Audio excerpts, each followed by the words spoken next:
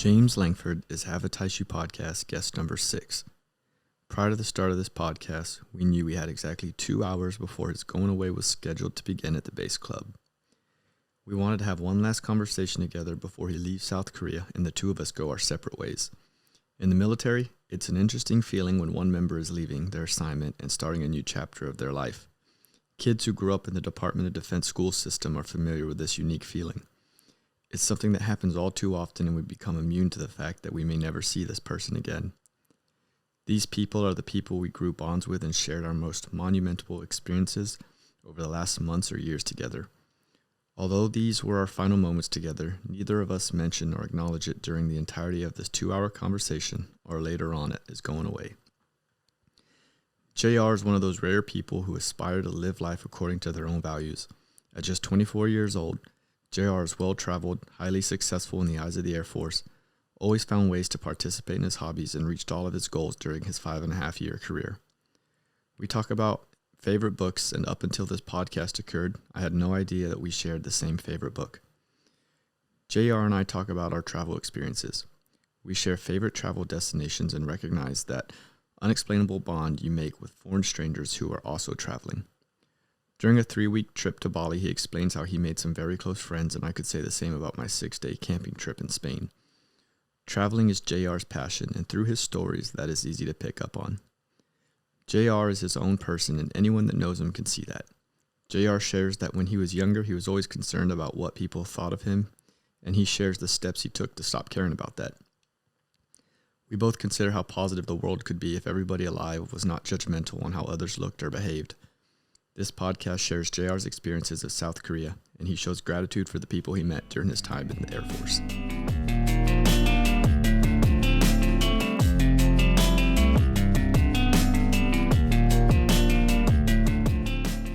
Well, I'm really excited to have James Lankford here today. JR is what he goes by.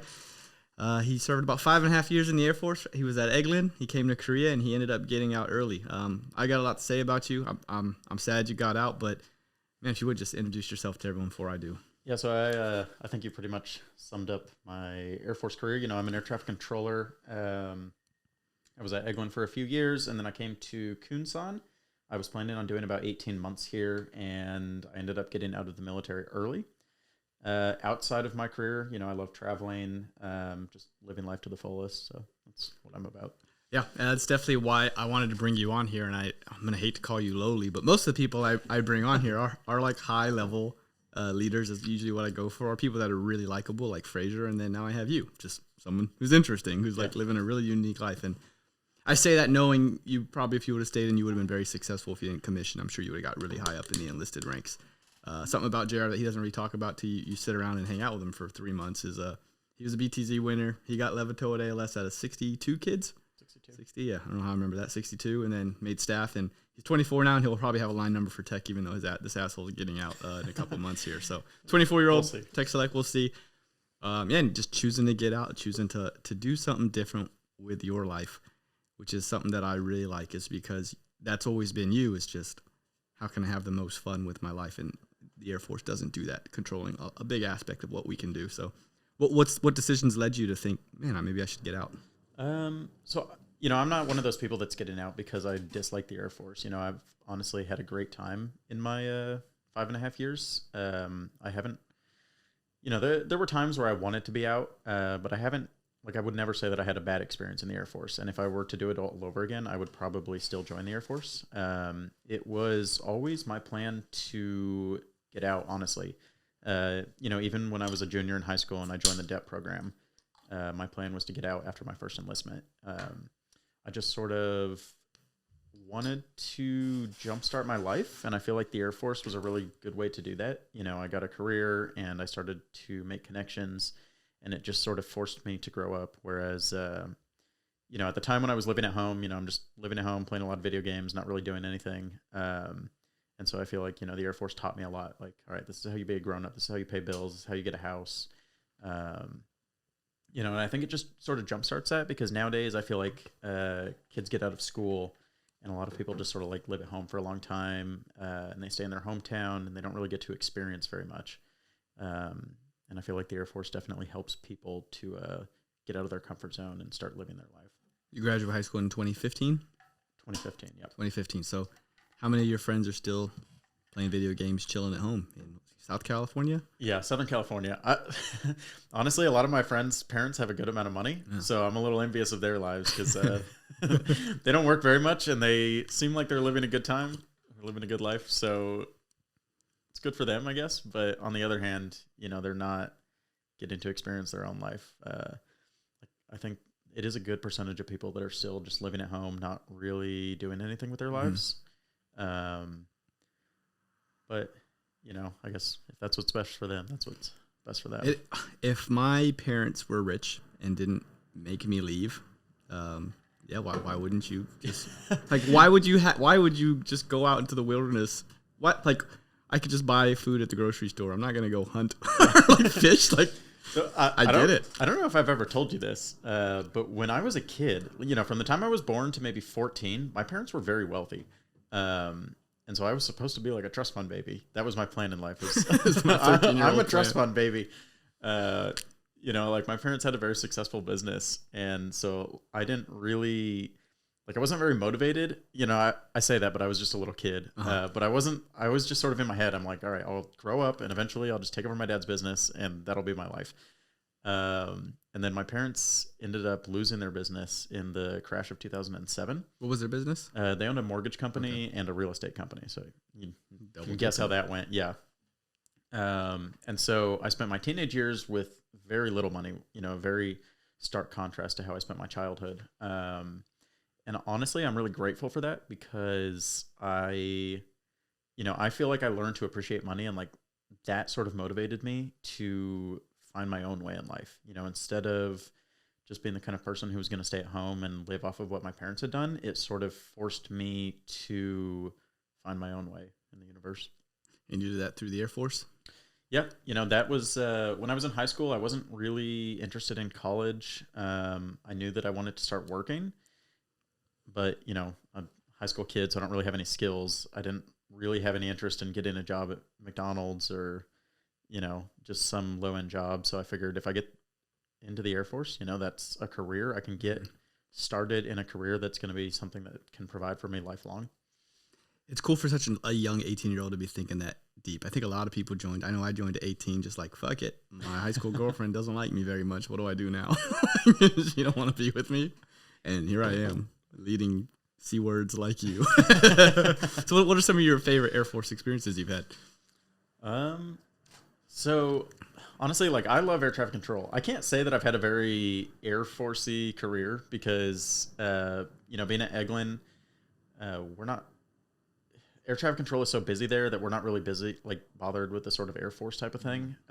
With all this fuel tank custodian shit I'm making you do, that's not something you I don't think I even knew that additional duties were a thing until I came to Korea.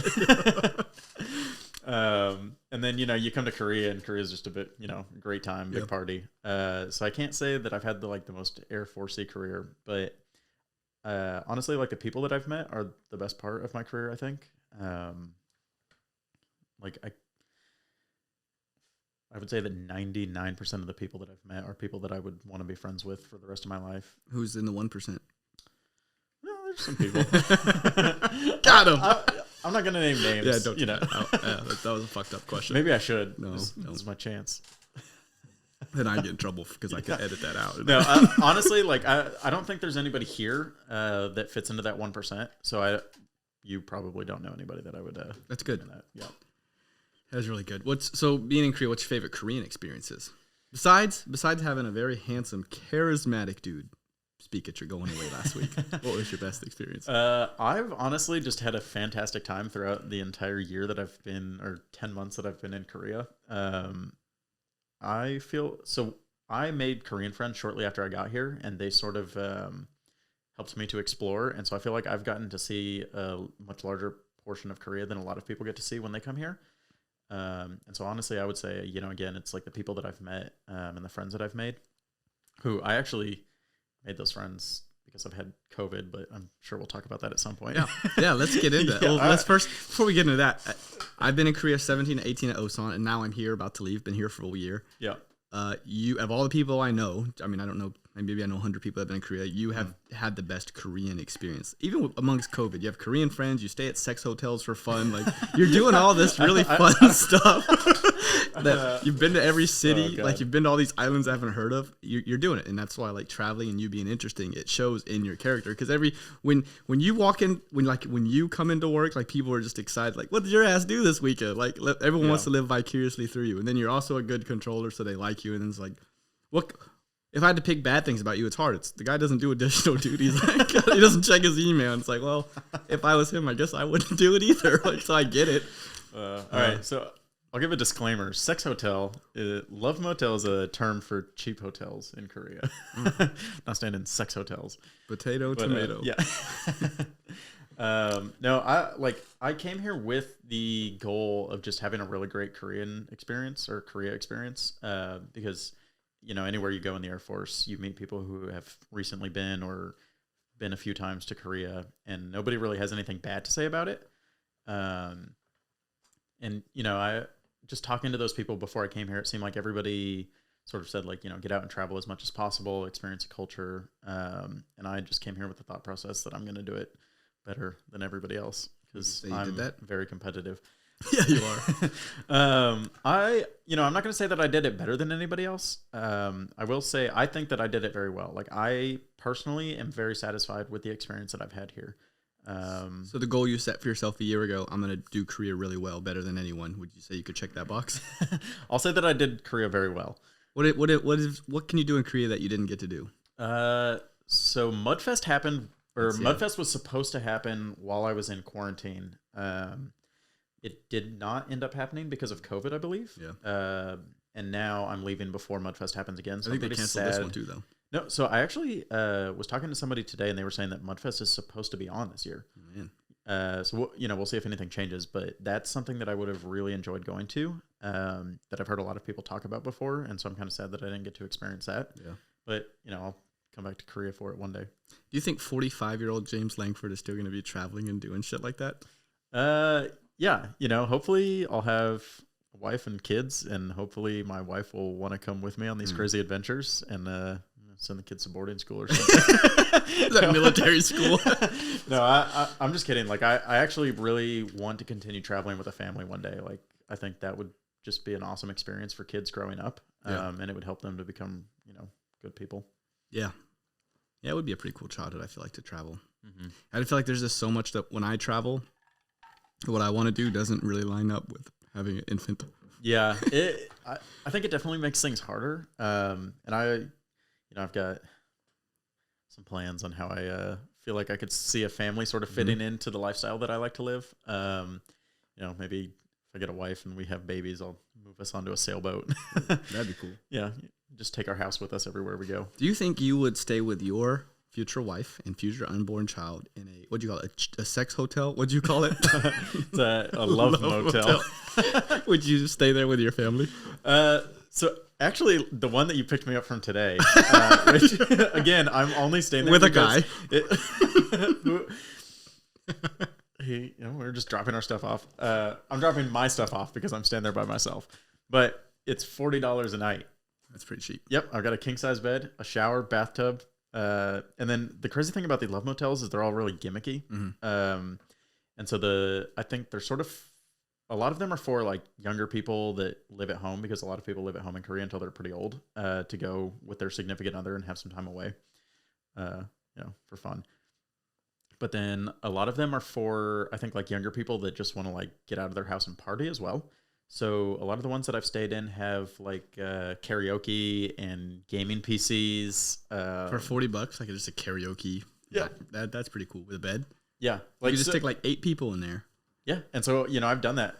We've had like parties in these love motels and stuff because it'll be a person. Yeah. some of them will have like 3 beds, a second level, and it's got like, it's a plane going by. Yeah. Freedom. Second level, computer, lights, music. So it's just a really good time. Like, it's really easy to party. And, that's what they're for is, those 18 to 25-year-olds that are still living at home that just want to get out and have some fun. Yeah, if that existed in America, I'm sure people would use it. Mm-hmm. It would just be like, we're just so Americans, I feel like, are relatively disrespectful with other people's stuff that we would fuck it up. It probably would not go very well. Yeah. But, I guess you pay with credit cards, so you can't do that much damage. Yeah. Or I mean, you just have to pay for it. Yeah. So being in Korea, you got here. You weren't supposed to hang out in quarantine for 2 weeks. You did a little bit longer. Why was that? So I actually showed up with COVID.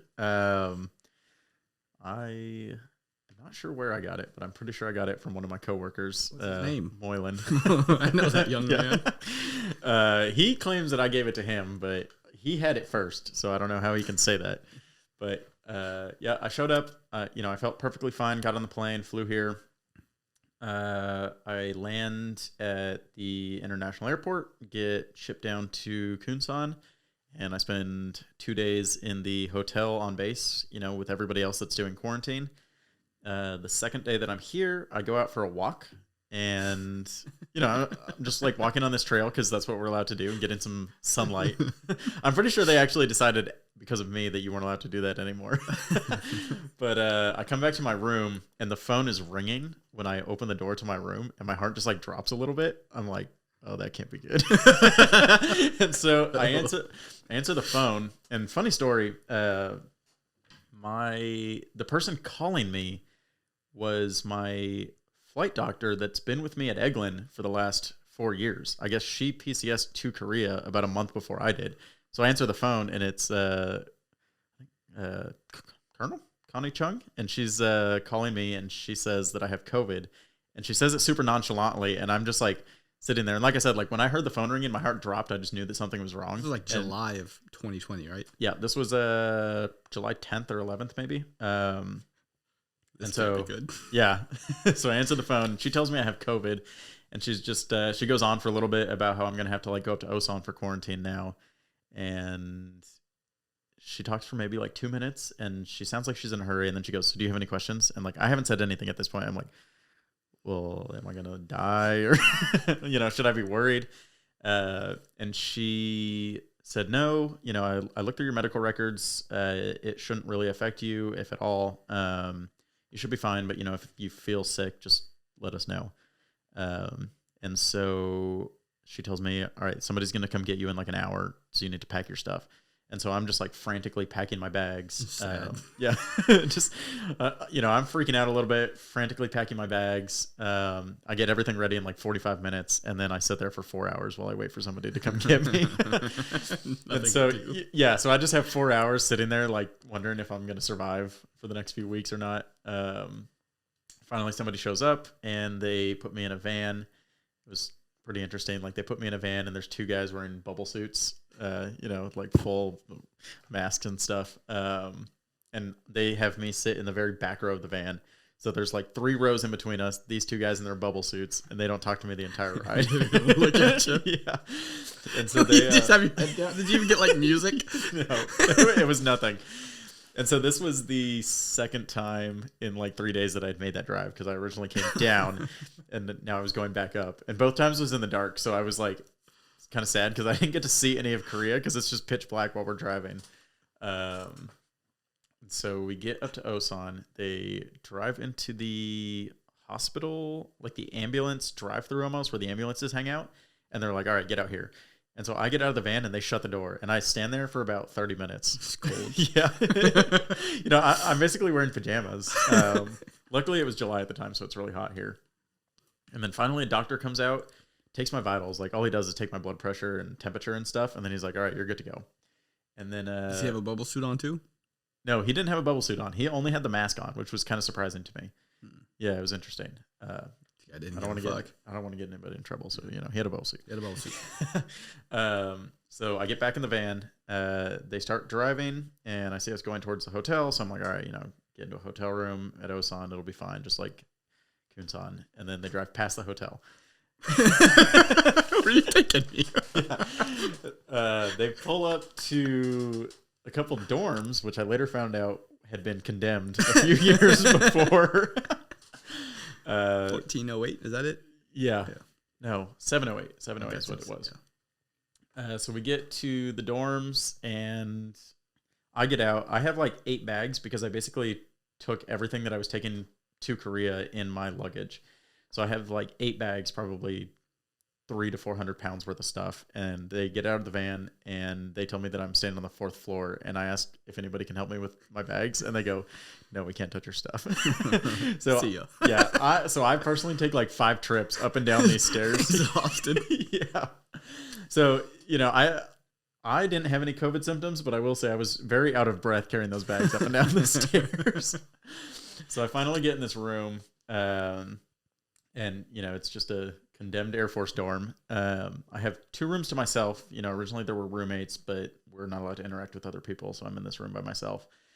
And they tell me that the food service hasn't started yet, so they say, here's 3 MREs for the next 3 days. Eat 1 a day. You have no water. And they don't give us a Wi-Fi puck. I was one of the few people in that quarantine dorm that showed up and I had working phone service. It was very minimal, so I could like send text and I could get on social media and talk to people at least. But most of the people that I was in quarantine with spent the first few days with no Wi-Fi, no phone service. And a virus that might kill them and they can't even Google it. And, so this was like a recurring theme where the people, and I don't have any, I don't hold anything against the people that were there taking care of us because, they were, we were sort of the first to show up with COVID, so they didn't really know what they were doing and it was just volunteers. So just to pre-emphasize, like I don't hold anything against the people in this story, but yeah, it was this recurring theme where the people who were guarding us would tell us like, okay, if you guys need anything, just call us, here's our phone number. And we'd be like, well, we don't have phones. And they'd be like, okay, well, you should call somebody about that and get a phone. And we're like, how? And yeah, so the entire time that we were there, none of us or nobody else was able to get phone service, but eventually after a few days, we did get Wi-Fi pucks. And originally when we got the Wi-Fi pucks, they told us you have a 5 gigabyte max. And so, we're all on the internet, like looking up how much we can do with 5 gigabytes. And you're out. Basically, 1 hour of Netflix equals 1 gigabyte. Oh, shit. Yeah. So, we were all rationing our Wi-Fi for the first few days. And then after a while, we sort of realized that nobody's Wi-Fi was running out. And so we did some more research. We're like looking up these pucks and we found out that you buy the puck and you get the first 5 gigabytes for free. And eventually you start getting charged. But they weren't our pucks. So we're like, yeah. So we're like, we all made a pact. It's like, all right, nobody tell the guards that we've gone over our 5 gigabyte limit or that they're like getting charged. Yeah. So, we were constantly comparing this place to prison because it was fairly prison-like. And so we called the people that were there volunteering to help take care of us. We called them our guards because they would let us in and out of our rooms. And they were the ones like delivering our food and stuff. But yeah, it was definitely an interesting experience. I was there for about 3.5 weeks, I think. Long time. Yeah. You actually brought me some stuff, so that helped out a lot. When I showed up, I remember. So before I got to Korea, I was talking to my sponsor, Sergeant Moore, who was a fantastic sponsor. Unfortunately, Shanita. I got COVID and I went up to Osan. She's down at Kunsan, so she can't help me out, as much as she wanted to. But I'm texting her before I even show up to Korea, before I know I have COVID or anything, and I'm just like, all I care about, I just need coffee in my room. That's all I want. Like, if I have coffee, I'll survive for 2 weeks. And so she made sure that I had coffee in my room. Oh, she came to Osan for that? No. So this was when I showed up to Kunsan. Oh, okay. Yeah, so she made sure I had coffee in my quarantine room at Kunsan, and then I find out that I have COVID, and I can't take the hotel coffee maker with me, so... Should have. Yeah. I guess in retrospect, I should have just stolen the hotel coffee maker. Yeah, so I can't take the coffee that she got me with me. So I get up there, and there's no coffee, so I have MREs, no coffee, no Wi-Fi, and I'm just in this room with a bed, and it's got one white sheet and one pillow, and that's the only thing in this bed or in this room. Did you have any books with you? No, I had no books with me. So what did you do for the first 3 days? So like I said, yeah, I could get on social media, so I was just sort of texting people, and that's all I could really do. When I finally met other people who were in quarantine with me and they were talking about their first couple days, they were counting the bricks in their room and like they were trying to figure out how many bricks were on each wall. So it was very prison-like. They're full-blown architects. Yeah. All right. planning their escape. But yeah, so, I show up and there's no coffee. And then you actually brought me coffee, which I was extremely grateful for. And I was the only person in quarantine that had coffee. So, I was able to make some prison deals. And that's why I'm so wealthy today. Somebody gave me $10,000 for one packet of instant coffee. Yeah, so what's really cool about the Air Force is Chris Moylan, literally the guy that probably gave you COVID. Yeah, help yourself to that. You bought it. We're advertising Anthony's Pizza. If you want to sponsor it, I'm military. You're only at military bases because your pizza's best pizza on Coonside. Best pizza on Coonside.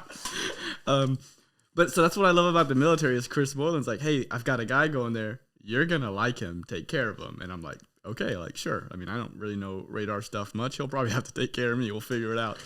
And then you get here and get COVID, but just because this one guy reached out and said, hey, make sure you take care of him, it's like, okay, I guess I'll do that if he's a cool dude. And, even though, like, I was in somewhat of a leadership position, if I didn't know you, it's like, man, like, I'm sure he's getting taken care of. You just wouldn't think about it. So it's just cool how those, like, network, like, really is a huge thing. Mm-hmm. Yeah, it definitely is an important thing. And especially getting out now, now that I'm sort of in the job market, I'm seeing that, like, really everything comes down to just who you know. And that was one of the facts that they threw out there in my TAPS class that I went through recently, that like 70-something% of jobs are found through contacts that people have, not through just like job listings. And so it's like in the Air Force, you have a really good opportunity to network with people because you're constantly meeting new people and they're going elsewhere, and so making like a good impression on people is really important. So that's something that I've always tried to do is just sort of, be somebody that people say good things about. Yeah, and that's all I could say about you and most people. It just makes sense. If I was a hiring manager for whatever my specialty is, I probably know a lot of people in my specialty, and I'm just going to pick who I know I get along with, not some random dude I'm judging off a 10-minute interview. Yeah. Like, it just makes sense. I don't care if you have everyone's got a degree. Yeah, you can teach most people to do any job. Like, I am not building a rocket ship. Like, I can teach you to do what I need, I think. So it just makes sense that networking is more relative than degrees. Mm-hmm. And everyone has a degree now. It's just, they're damn near free. Yeah. Just hand them out. Well, I don't, so can't be that free, but. You could have got one. I do have my AA. I have my CCAF. Oh, that's a big deal. Yeah. I was trying to we have a Marine, Morgan Weibel, and yesterday I was thinking, I was like, yo, this motherfucker goes to school. He's rated here, like 5 level. Let's see if we can get him a CCAF. Like, a lot of our guys don't have it, so I did it. That would probably look really good for him. Yeah, and so I walked up to him and said, hey, do you have a speech class? Yeah, this was yesterday. He's like, I do. I was like, do you want a CCAF? He's like, yeah, you guys always talk about it. I want one. I was like, let's see if we can get you one. So we called the education office, and no, basically you can't unless you're in the Air Force. Well, that doesn't make any sense. If you have the credits, you should be able to get the degree. Yeah, so you have to have some kind of Air Force credential course. And I do. I think some of the credits come from basic training, so that's probably basic, and then Air Force basic and Air Force technical training. Yeah, and then the guy that we called even said like, yeah, the Marine Corps is not credentialed. Oh no, Navy, because he went to the Navy air traffic school. The Navy, and you can just see my mind was like, copy that, meathead. But he was. Yes, first I was like really excited when it came in my head. I was like, yo, let's get this fucker a CCAF. that honestly is a really good idea. Yeah. Because anything that we like, if I went to a Marine base and I just came back with all these like random Marine things, that probably look really good for me. Yeah. In the Air Force.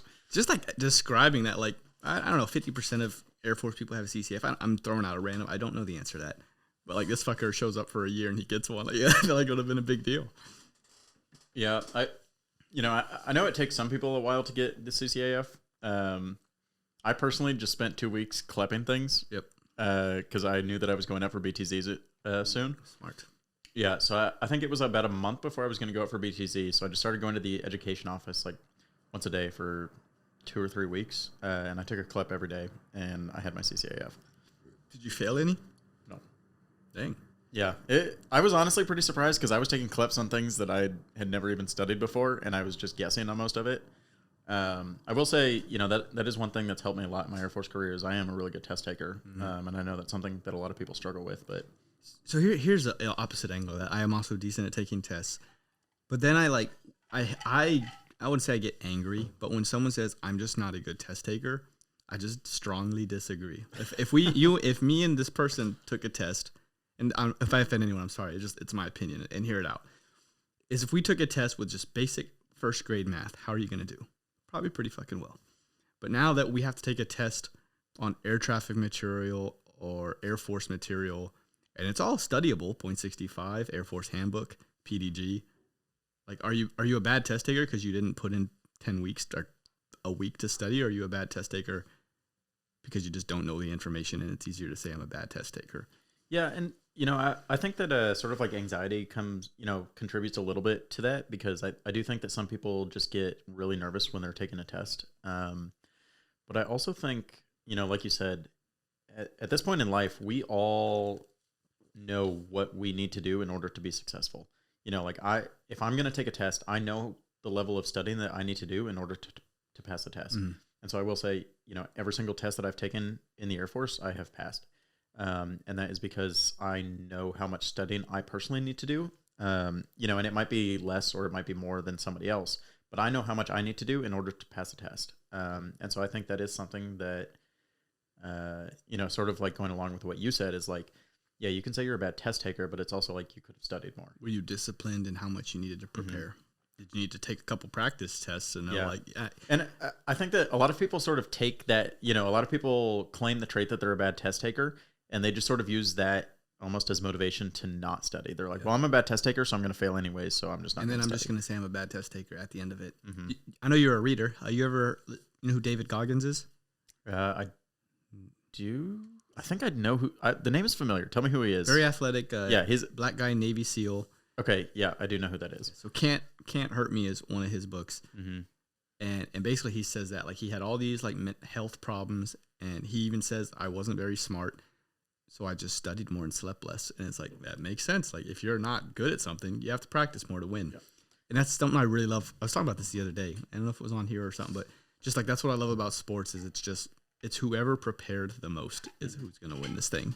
Yeah, and I wholeheartedly believe that anybody in the world can do anything if they try hard enough. Mm-hmm. There's nothing that I can't do if I put in the effort required to do that. So like I sort of look at it backwards. So if like me becoming president was a goal, if I look at it from the future perspective and it was like, this is how you became president, there's nothing in that list that I, couldn't do if I put in the effort. And some people might have a different list. Like this is how they became president. This is how you became president. So if you're just putting in what you need to do in order to reach that goal, and you might have to put in more than somebody else, or you might have to put in less than somebody else. That's just how life is. Some of us have more strengths and weaknesses than others that help us with those things. But it's, like I said, we just have to acknowledge what we need to do in order to reach our goals, and then anybody can reach any goal that they set out to do. I agree.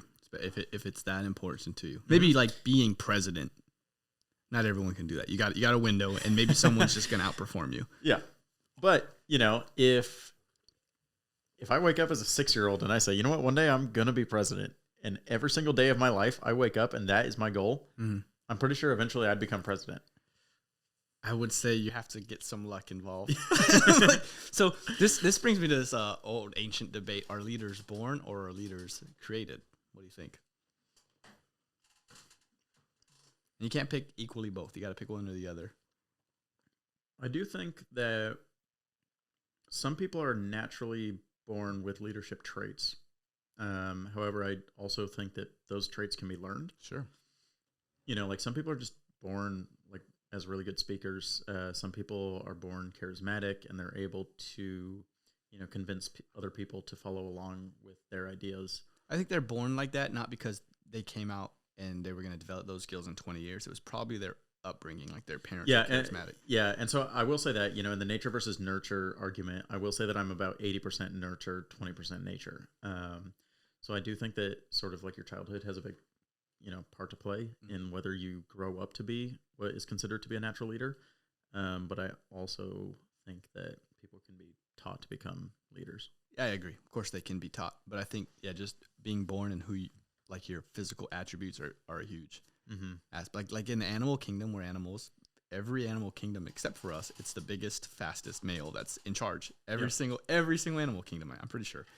And so, like, to think we're not removed from that, like, President Donald Trump is tall, Joe Biden is tall, Abraham Lincoln is tall. Like people is like, it's a thing. People admire masculinity. Yeah. You can't take away from that. And it's a factor, I think, in leadership. Well, Roosevelt was in a wheelchair. It's true. But yeah, like I said, and like you said, some people are born with natural advantages. They are born with physical characteristics that help them succeed. They might have grown up in a certain way that they developed to be a good speaker or, be charismatic. And so, those people are sort of lucky, but I also think that, anybody can be successful. Like you can be in a wheelchair your whole life. You can, have a speech impediment or whatever, but those are things that you can overcome. Like they're not going to stop you from doing what you want to do as long as you wake up every single day with those goals and you move towards them. I agree. And that's just so much of what like a human can accomplish when they set their mind to. Like Stephen Hawking is a perfect example of that. Yeah. Dude's like the smartest guy ever, and he had every disadvantage.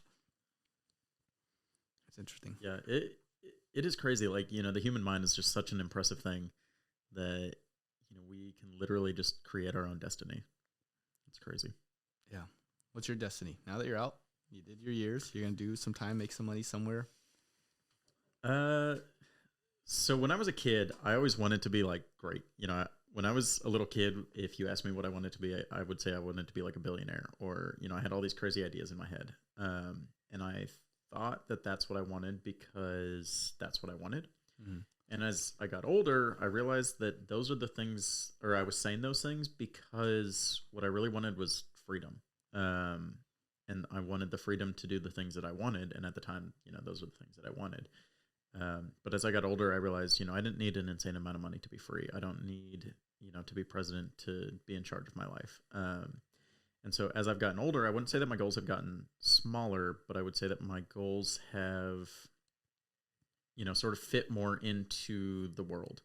And so, freedom is a big thing for me. I want to be financially free. I want to be able to travel. I want to, be able to just do what I want. And I think that the biggest obstacle to overcome in finding freedom for yourself is, overcoming your own, mental handcuffs, I guess, in that sort of aspect is like a lot of people sort of think that there are things that they have to do. They think, all right, I have to go to college, I have to get a job, I have to pay taxes, and then one day I die. But I think that if you realize that that's not the life that you have to live, then you truly become free. You can honestly just do whatever you want. You can create your own life and live however you want to live. You feel like you're doing that? I do. I think that I'm taking steps in that direction. Obviously finances are a big part of that. And so, those are the steps that I'm taking. But I will say throughout my life, I have done what I wanted. I'm following steps that I put in place for myself a long time ago, and I'm following the plan. Yeah, there's two observations I've made about you before this podcast started, knowing you for these last 8 months, and you kind of brushed over them there. And the first one is you do live life with you love taking risks. Like I choose risks very wisely. Like unless it's gonna make me extremely happy, I'm not gonna do it. But you're just like, yeah, I'm gonna do that. Just if it sounds fun, you're doing it, and you think of the second and third order effects after. So that's the first thing that I think is really interesting about you is you've always been that way. I think since you've been in, even though we spent 8 weeks learning to be obedient, that just didn't stick with you. Another thing that I think you do really well is I really think you do not care what people think about you, and it's something I wish I could do better.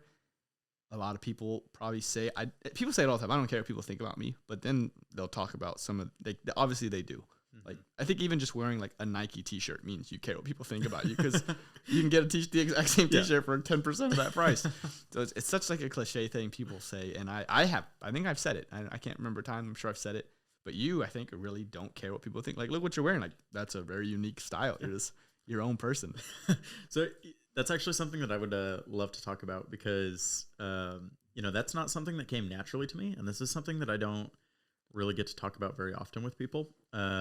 Is I was not, like I said, I'm not a confident person naturally. When I was a little kid, I was very shy. When I would order food at a restaurant, my mom would have to order for me because I refused to talk to the waitress. You just tell your mom and your mom would order? Yeah. What about if your mom said, tell him, not me?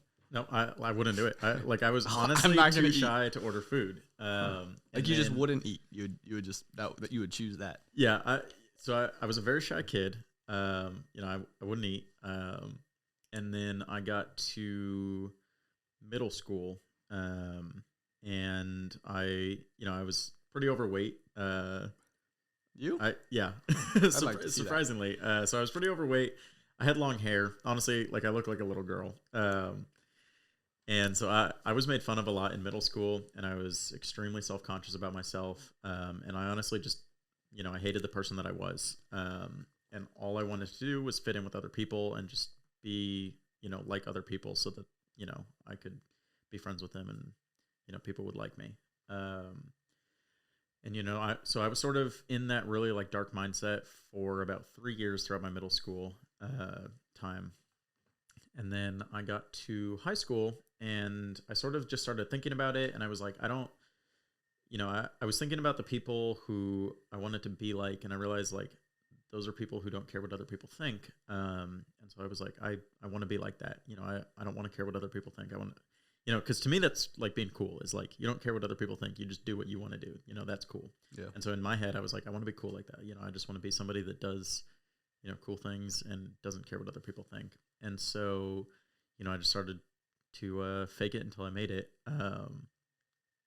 I would just pretend that I was confident, and so when somebody would make fun of me, I would just brush it off. I would be like, I don't care about that, even though on the inside, or I might turn around, 10 seconds later and I have, tears running down my face because it really did affect me. But, I would just every single day try to convince myself, I'm like, you know what, you don't need to care what other people think. Like you can just be yourself and it doesn't matter what other people think.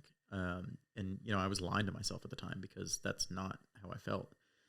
But eventually I did start to feel like it, and it was a very small amount starting out.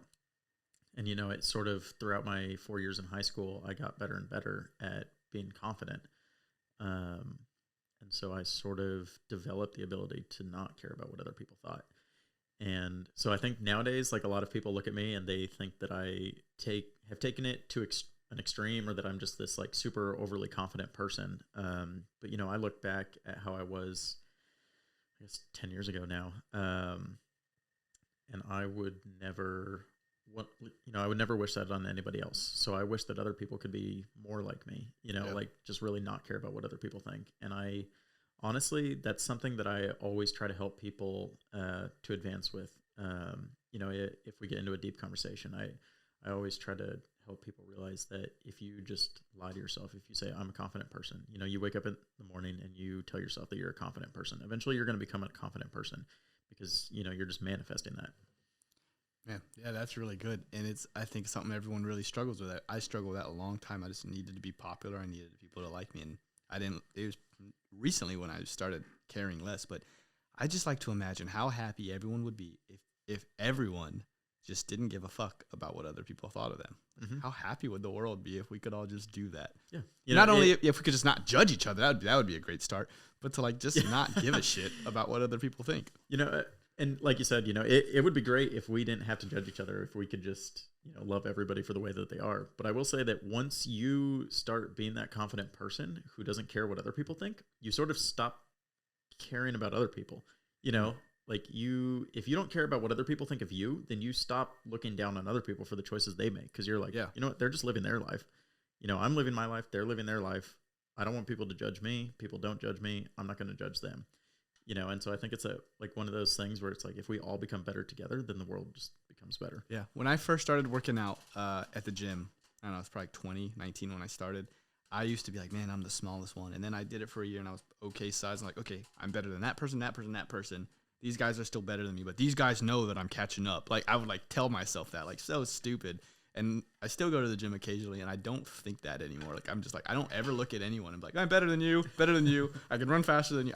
I used to do that and now I don't. So it's like, there's definitely a growth and like just some requirements. And so before I got stationed in Germany, I hated doing things alone, going to restaurants alone, bars alone. Mm-hmm. Like if I was at a bar and my friends wanted to leave and I didn't want to leave, I'm not staying. I'm leaving because I don't want to be alone. Traveling alone, I wouldn't even fucking think about doing that. And then I just did it. And And I was like, this is like really nice. So like, I don't care that I'm alone. And what really like set it for me, I went to Iceland right when COVID started, January 2020. I went to Iceland by myself with a camper van, rented a camper van, was driving around, and I got stuck somewhere south. I forgot the name of the city. It's in that book right there, but in my journal. I got stuck there, and I was like, well, I'm here alone, and it was like 2 days of snow, and I was like, there's one bar here. I guess I'm going to go there because there's nothing else to do. And I show up, and there's a bus out front, and I'm just like, whoa, there's a bus here. Cool, there's people. And I go in there, and a group of college kids are also snowed in for the next 2 days. And I was like, well, this is cool. Like college kids. And I was 28 at the time, 29. Yeah, 29. And college kids, 20, 21, 22.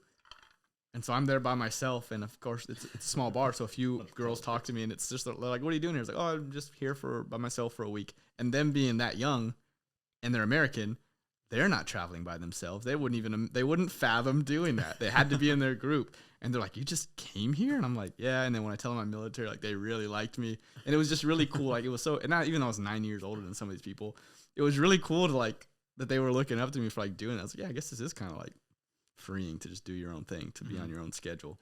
And I think like that was the moment when I was like, I had traveled by myself a few times prior to that, but that one was like, yeah, this is cool. Like like more people are going to like me for doing my own thing than. Yeah. And I think that's one of those things is like we always think that people judge us way more than they actually do. And once you just sort of start doing your own thing, you realize that people are looking up to you. And it's like, I didn't have to have those feelings, those negative feelings about myself, because nobody was actually looking down on me. People sort of respect when other people do their own thing. Yeah. And it's something like that. Like you realize like, oh wow, like people think I'm cool because I'm doing things that I felt weird about doing before. Yeah. And so, it's just sort of like part of that journey and where they felt you the same way. become more confident. Yeah. I think that's what is you having Korean friends here, doing things with Korean people and getting out. It's like, I want to do that. I don't have time to, you make excuses. Why am I not living Korea life like that? Yeah. Look at us solving all the world problems. Wow, eating a pizza and drinking Yeah. some alcohol. That's how all problems are solved in the world. Yeah. So, yeah, we talked more about that side than like you living life without fear of risk. What made you like not like? So you're very successful in the Air Force. You did everything. Probably when someone joins the Air Force and they learn about rank, they learn about BTZ, PME awards. You did what they did, and you did all that. Yet you were like, "Yep, ready to go." What is it like? Why are you so willing to just give up all this success? Like here, if we traded shoes, I mean, we're similar shoes. I would stay in because I figured this out. I don't want like, what if I don't figure out my next step? But something about you is willing to like go do something new. Why is that? So I will say that the reason that I chase success in the Air Force is that even though, like I said, before I even joined, I knew that I was getting out after my first enlistment. But I personally just can't do something without trying to be successful at it. So if I'm in a class, I want to be number one in that class. Or, if I have the opportunity to promote, then I'm going to get promoted. Why did you never seek a commission? So like I said, like I wanted to get out after 6 years. Well, I wanted to get out after 4 years, but I signed the contract for 6 years. The military lifestyle was never really for me. But I will say, like, I feel like I was able to sort of adapt to it. And that's why I hate when people say that they don't join the military because, they can't handle getting yelled at or whatever.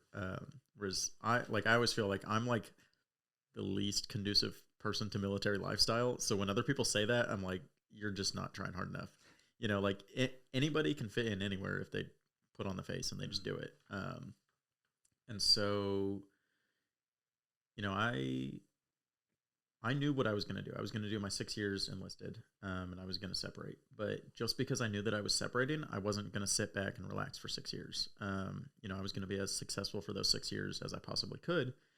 And that is actually one of my motivating factors of getting out of the military is I don't like the restrictions on success. Honestly, like I might have stayed in if it was like every single year I could test for the next rank. Because, like I spent the last 2 years after putting on staff sergeant, like there's no possible progression for me. And so to me, that's really frustrating is that I don't like what am I supposed to do for the next few years? I don't have any opportunity to progress, and I can start working on bullets for my EPR or whatever. But I just, I don't like being capped on my success. And so that's one of the big reasons that I'm getting out, is because I want to see what I can do when I don't have those limits. And I know that those limits are there for a reason, because honestly, like, if somebody makes chief in 8 years, they're not going to be a good chief. But just me personally, I'm ambitious and I am aggressive, and I want to get out there and I want to progress as fast as possible. So even though, I know and I acknowledge that this is why we have these limitations in place, I just don't like it. And it's, it's a selfish reason for why I don't like it. But, I'm excited to get out into the civilian world and see what I can do when I'm not. Yeah. Was there ever a moment that you thought, maybe I will re-enlist? Yeah, I'll say there was like 1 hour in my TAPS class where this person... This was 2 weeks ago. Yeah. Somebody showed up and they gave us the least motivating speech that I've ever received in my life. And it was basically like they were telling us that we were going to become homeless and starve to death if we got out of the military. They just give you contracts right then. They have your names on them and an officer ready to... That wasn't his point. His point was like, hey, like, this is how easy things are in the military, because, things are really easy. Like, we have healthcare, we have a guaranteed paycheck, and this dude just showed up and he's like, listen, you don't have a guaranteed paycheck. You don't have healthcare. If something goes wrong, you got to figure it out on your own. And I was sitting there and I was like, you know what? I do have a guaranteed paycheck. They flew this guy in here, like this guy that got out, and they gave him $100 to fly here, do quarantine for 2 weeks to tell you this speech, like a life experience speech. And, like I said, that wasn't the purpose of his speech. But I, at this point, like, I didn't have a job lined up. And so I was thinking, I'm like, in 2 months, I'm not getting money anymore. Like, my entire adult life, the military has given me money. I don't know what to do if I run out of money. And so, yeah, I think that was like the most that I've ever considered re-enlisting, was for about 1 hour during this man's speech. That makes sense. Because, like I said, like, no matter how good my 6 years were, I was never going to re-enlist. So I can't say that I'm not re-enlisting, because the Air Force didn't meet my expectations. The Air Force completely met my expectations. That's good. Yep. Makes me happy to hear. Obviously, I've been in for 12 years now. I am going to finish 8 more unless I get in trouble and get kicked out. But there's moments like at your going away. I mean, you've had like 17 going aways at this point every night. The nights you're going away again. But what was it, 2 weeks ago, you were in TAPS, and we went to Bandoki to celebrate maybe JR's last Bandoki. Yeah. And here we are, a group of 15 of us. Yeah. But here we are, 15 of us at a table, happy to see you. We're drinking, and it's 10, 11 o'clock at night. And I walk by, I'm not going to say his name, there's a chief, and he stops me, knowing I'm a senior NCO. He's like, hey, is he one of your guys? Points to you and your haircut. Not that bad of a haircut. It might have been a little worse than that 2 weeks ago. And I'm like, yes, sir, he is. And he's getting out, and he's like, I don't care. What's wrong with his hair? And I'm just like, oh, yeah, I guess it's out of regs. He's been at TAPS and on mids before that. He's like, is that an excuse? Is he out yet? And I'm like, no, sir, he's not. There's other chiefs there, and I just have to take this lashing. Like, I'm just like drinking and I'm trying to have a good time. And I know, like, I'm somewhat of a leader with you guys, and you guys are, some of the controllers are listening. And it's like, man, like, why did I stay in? Like, in this moment, like, you're like, why am I doing I'm even this? more jealous of this guy getting out. Like, I have to deal with this. See, and he was right. I'm not going to say he was wrong. He was right. Yeah, he was right. Just come on. It's How 11 funny o'clock would that at have night. been, though, if you turn around and you'd say, you know what, because of that, I'm getting out too. Just say that to him. Yeah. Because of you. And he probably would have, I don't know, maybe that's what he wanted. But it's just like, it's weird, like, being obedient. Because obviously, you in the middle, I can't tell him what I was thinking. He was right. He was right. And you just have to accept it. Like, all right, man, I'm going to try not to care what you just said. Yeah. I'm going to, when my people question, why didn't you say something, I'll figure it out. Yeah, it's definitely hard because, I'm not an obedient person at all. So it was definitely hard to adapt to. And I will say, like, I haven't officially been in trouble, in my Air Force career. But I've definitely had some close calls. Just because, I look at the rules as more of guidelines. And so that, that's another reason I'm getting out is, at some point I'm going to lose a stripe. It's just bound to happen. I don't think you would have. But yeah, it's just not something, that's not the way that I want to live my life. I want to do what I want. If I want to grow my hair out, I want to grow my hair out. Yeah. And I don't want some dude telling me that I have to cut it. Yeah. There's dudes and women around telling you got to cut it. So let's get to traveling. What would you say your favorite travel destination is? So that's like a really hard question for me. And you would think that it wouldn't be, because basically everybody asks that question when they find out that somebody travels. Everybody says, what's your favorite place that you've been to? But for me, it's sort of, well, I don't have kids, but I would imagine it's like parents picking their favorite child. Is like, they're all different and you love them all for different reasons. But because I knew that you were going to ask that question, I sort of prepared an answer. So I would say probably Indonesia, Bali, which I think is a super cliche answer, because everybody goes. Okay, well, yeah, everybody except for TP goes. I think there's a lot more than that, but I do want to go. I just haven't. COVID cucked me. Yeah. So I was actually there a few months before COVID happened, so September of 2019, and I spent 3 weeks there. And it was honestly just, it's a beautiful place. There's waterfalls and beaches, and everybody's there to have a good time. And so I just had an incredible time while I was there. The people on the island are by far the nicest people that I've met in any country. You go to a lot of popular travel destinations, and it's not that people are bad people, but they are trying to earn a living. Mm-hmm. And so there's people on the street that are constantly, trying to get you to buy stuff, or trying to get you to go with them or scam you or whatever. And people in Bali are just not like that. People in Bali treat you like you're from there. If you walk into a shop, like, they're not going to try to overcharge you. They're just going to treat you like they would their neighbor. That's cool. Yeah. So I think that's probably the main reason that I love that place so much, was because I didn't have that like feeling of dread of like going out in the street and it's like, all right, there's going to be 4 people yelling at me trying to get me to buy knockoff sunglasses. I just got to go out, and it was like, people are nice, and like I can like introduce myself to people, and they're not going to be weird or like try to get me to buy something from them. Did you make friends there, that like American friends, like Indonesian friends? Who'd you meet there that made it so special? So I did make this group of friends. This is a really interesting story that I also don't think that I've ever told you. That's why we're here. So this is a bit of a long story. So I think it's my first night in Bali, or first day in Bali. And I'm sitting on my hostel bed, because I love to stay in hostels because you get to meet people. Yeah. And I usually travel by myself. So hostels are really, really great to me. Yep. So before you move on, I agree. So so when I got to Germany, I was 28 years old, and I refused to stay at hostels. My friend Alex, a lot of people do. Yeah, my friend Alex Sedilio was like, "No, dude, it's the way to meet people." And I was like, "No, I'm too rich for that. Like, I'm not sharing a room with people." But so we do it, and I got to tell this story because I'll probably never tell it again. You're fine. Have my plate. We stay in Berlin, and we get in there. I think there's 6 beds, and there's clothes on 2 of them. And we get in there, and I'm like, oh, there's someone. We have roommates, and you can tell by their stuff they're women. And they come in both in towels, and they're just like, hey guys. And I'm like, this is my first hostel experience. Like, whoa, I didn't expect this. Like, this is the best thing ever. Is this my girlfriend for the weekend, Alex? What is this? And they just want to like, do you mind if I change her? Before I can even answer, they start changing. And it's like, this is really cool. This is like really cool. And I've stayed at many hostels since then, and that experience hasn't happened again. But like for a first experience, I was like, why was I? And it's a nice room. It's nicer than what the fuck I'm living in here. Yeah. Like it's nice.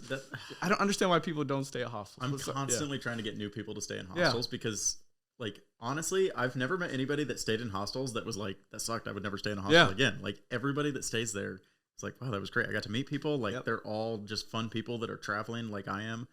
And they have like the family dinner thing where you just stay with other like-minded fuckers. Like they literally try to get people to become friends. And that's why I love it. Like I would rather stay in a hostel than a hotel. Yep. And it's a third of the price. Yeah. If not 10% of the price. Yeah. Yeah. It's ridiculous. So not only do you get to travel more because you're spending less money, but you're getting to create more memories because you're with these like awesome people. Yep. When we're going to get back to you in your hostel in Bali, but then I went to I went to Budapest by myself because I really like Rubik's Cubes, and that's where the Rubik's Cube was made. So I went there, and it was my first night in the hostel, and my friend Rebecca told me to stay at this particular hostel. Can't remember the name at this point. So I was like, okay. So I stayed there, and the first night there, I'm just chilling at the family dinner in this very cute girl sits next to me. She's like 2 years younger than me. I forget her name too. And we're just chilling there at the family vegan dinner because there's a lot of vegans there. And she's like, "Hey, I have an extra ticket to the biggest little bathhouse party in Budapest. Do you want to come with me?" And I'm just like, "Sure." It's just like, so I got like this. It was probably $60. I think I gave her like 60 euros because that's what it costed her. Mm-hmm. Just like stay at a hostel. So much experiences. Yeah. And like you said, just like random experiences like that just pop up. Like you'll meet somebody and they're like, "Hey, I'm going here. Do you want to come with me?" And it's like, yes. And those are the best travel experiences, are not the ones that are planned, or the ones that you spent 10 hours looking up on the internet before you got there. But those like random experiences where you meet some awesome people, those are the memories that you're going to carry with you for the rest of your life. I think make no plans when travel, and make very minimal plans. Stay at a hostel and see what the fuck life takes you. You'll have a great time, guaranteed. And now that we've talked about how good hostels are, I'm going to tell my only hostel horror story that's probably going to turn some people off. Okay, wait. Is it I just watched a Netflix documentary of one in LA. The one where the girl ended up in the water tank. The Cecil Hotel. Yeah. Did you stay there? It's not that bad. Okay. It's not that bad. So yeah, I'm in Bali. It's my first day. Usually when I get to a new place, I like to spend the first day just sort of walking around by myself, getting a feel for the city. And so it's about 3 p.m. I've been walking around all morning, and I go to sit on my bed, and I'm just charging my phone, sort of relaxing. And this guy and this girl start talking to me, and they're from Brazil, and they're like, "Oh yeah, we got this group downstairs. Like you should come downstairs and meet everybody." And so I go downstairs, and so I meet, like I said, this guy and girl from Brazil who originally I thought was a couple. And then they introduced me to James, who is from England, and me and him ended up becoming really good friends. Alex, who is from Russia but living in Australia, and me and him also became really good friends. Like the three of us sort of became like really good friends. And then a few other people. There was another guy. I can't remember his name. It'll probably come to me. But so, we meet this group of people, and we're all sitting there downstairs at the hostel bar. We're all drinking, and we're sort of making our plans for the night, and we're going to go to this club that everybody goes to. And so, we all make these plans, and we head out together, and we spend maybe, so we go out, we have drinks at one other place, and then we go to this club, like we were planning, and we sort of split off into groups, and it's like we're sort of intermingling, and like one person will come to one group, and we're all just sort of over the place because this club is like 8 stories tall, and there's palm trees growing inside, and there's waterfalls and stuff. Yeah, it's really cool. Yeah, in Bali. It's called Flabello. And so we end up, we're all really drunk. We go home. Everybody goes their own way to their own bunk bed. And I get in my bed, and the Brazilian guy who actually had introduced me to everybody else starts texting me, and he's like, "Hey, my friend," the Brazilian girl that he was traveling with, he goes, "My friend thinks you're really cute. Like, she wants to sleep with you." And I'm like, "Oh, cool. Give her my phone number." And then he's like, "Oh yeah, like she wants you to come to my bed to meet her there." And I'm like, "No, like you can give her my phone number, and then she can text me." And he's just going on and on. He's like, "Oh, like." What did he say? Oh, he goes, "She's always wanted to sleep with an American." And I go, "Okay, well, nobody wants to sleep with Americans. So now I know you're lying." Is that a thing? I think that a lot of people from other countries, when they're traveling, they see Americans, and we're all very loud and like, a little obnoxious. So a lot of people try to avoid Americans. Damn it. Being American is nobody's fetish, I don't think. Might be somebody's. Oh. Yeah, we got to Google that one. Yeah, we'll have to look into that. Finish your story. Sorry to cut you off. Because I got a good story next that I'm going to tell you about my Spain travel trip. So, he's texting me all this stuff, and I'm like, "Nah, I'm tired. I'm going to bed. Like, I'll talk to her in the morning if this is all true." And then I turn my phone off. I lay down to go to sleep, and then I feel somebody sit down in my bed and start touching my leg. And it's this dude, and he had sat down in my bed and starts touching my leg. And so I sit up, and he's like, "Oh, come with me. Like, this girl, like, she wants you." I'm like, "No, I'm going to bed. Like, I already decided, like, I don't want to do this." And then I'm like, "You need to go back to your bed." And he would not leave. So he's sitting there, and he keeps like putting his hand on my leg, and I keep just like grabbing it and taking it off. And we're both really drunk, so I'm not I'm not an aggressive guy. So you're not confrontational. Yeah. You know, I'm like, all right, this guy's really drunk. I'm not going to give him a hard time. But he won't leave. And then somebody walks into the room and you're not allowed to have other people in bed with you. So he pulls the curtain shut really quick. And I'm like, well. And like on your side or on the other side? So now you can't see the bed. So the curtain is shut like on the bed. Because it's against the wall. Yeah. So he's inside the bed. And now I'm like, well, now somebody else is in the room. I don't want to see this. I don't want them to see like this guy leave my bed. So I'm like, all right, shut up. Like, just be quiet for a minute. And so like he keeps like trying to touch my leg and I keep pulling his hand off. And then finally that person who had walked into the room goes to bed. And I'm like, all right, like you need to leave right now. And so eventually he just sort of like gets a message and he leaves. Good. I go to sleep. I wake up the next morning and I'm like, that was weird. I'm not going to talk about it because I don't want anybody to know about it. And so me and Alex meet up for breakfast and we're walking to breakfast. And Alex goes, hey, did you know that the Brazilian guy was gay? And I was like, no, weird. Like, you know, I have this story in my head, but I'm like, I don't want to say anything about it. And then he goes, yeah, like it was really weird. He started texting me last night and he ended up coming to my bed. And I was like, are you kidding me? And then I was like, he did the same thing to me. And then so like the entire time we're at breakfast, we're just like going back and forth, like comparing stories. And it was like the exact same thing that happened, maybe like 15 minutes apart. And so then we get back to the hostel and we meet up with James, who had been sleeping in, so he missed breakfast. And he's like, I had a really weird night. And so me and Alex look at each other and we're like, what happened? And so he tells the exact same story that we had both experienced. And then our other friend, who was actually staying in a private room, comes out. And so the three of us are sitting there like we had compared stories and we're like, hey, anything weird happened to you last night? And apparently this guy had taken his room key out of his wallet while we were all at the club and went into this guy's private room at the hostel and pulled the same thing that he had pulled on all of us. You know, so that was definitely the weirdest hostel experience that I've had. But I will say that we all became really, really good friends who had sort of like bonded over this experience. I would bond with him. You know, and so Alex, the Russian-Australian guy, actually 6 months later stayed with me. You know, he stayed at my house in Florida because he was traveling throughout the U.S. and I told him he could come stay with me. So he stayed with me for a night. You know, we went out together. Cool. Yeah. And so, you know, we were really close. And then James and I, like, we've always planned on meeting up again.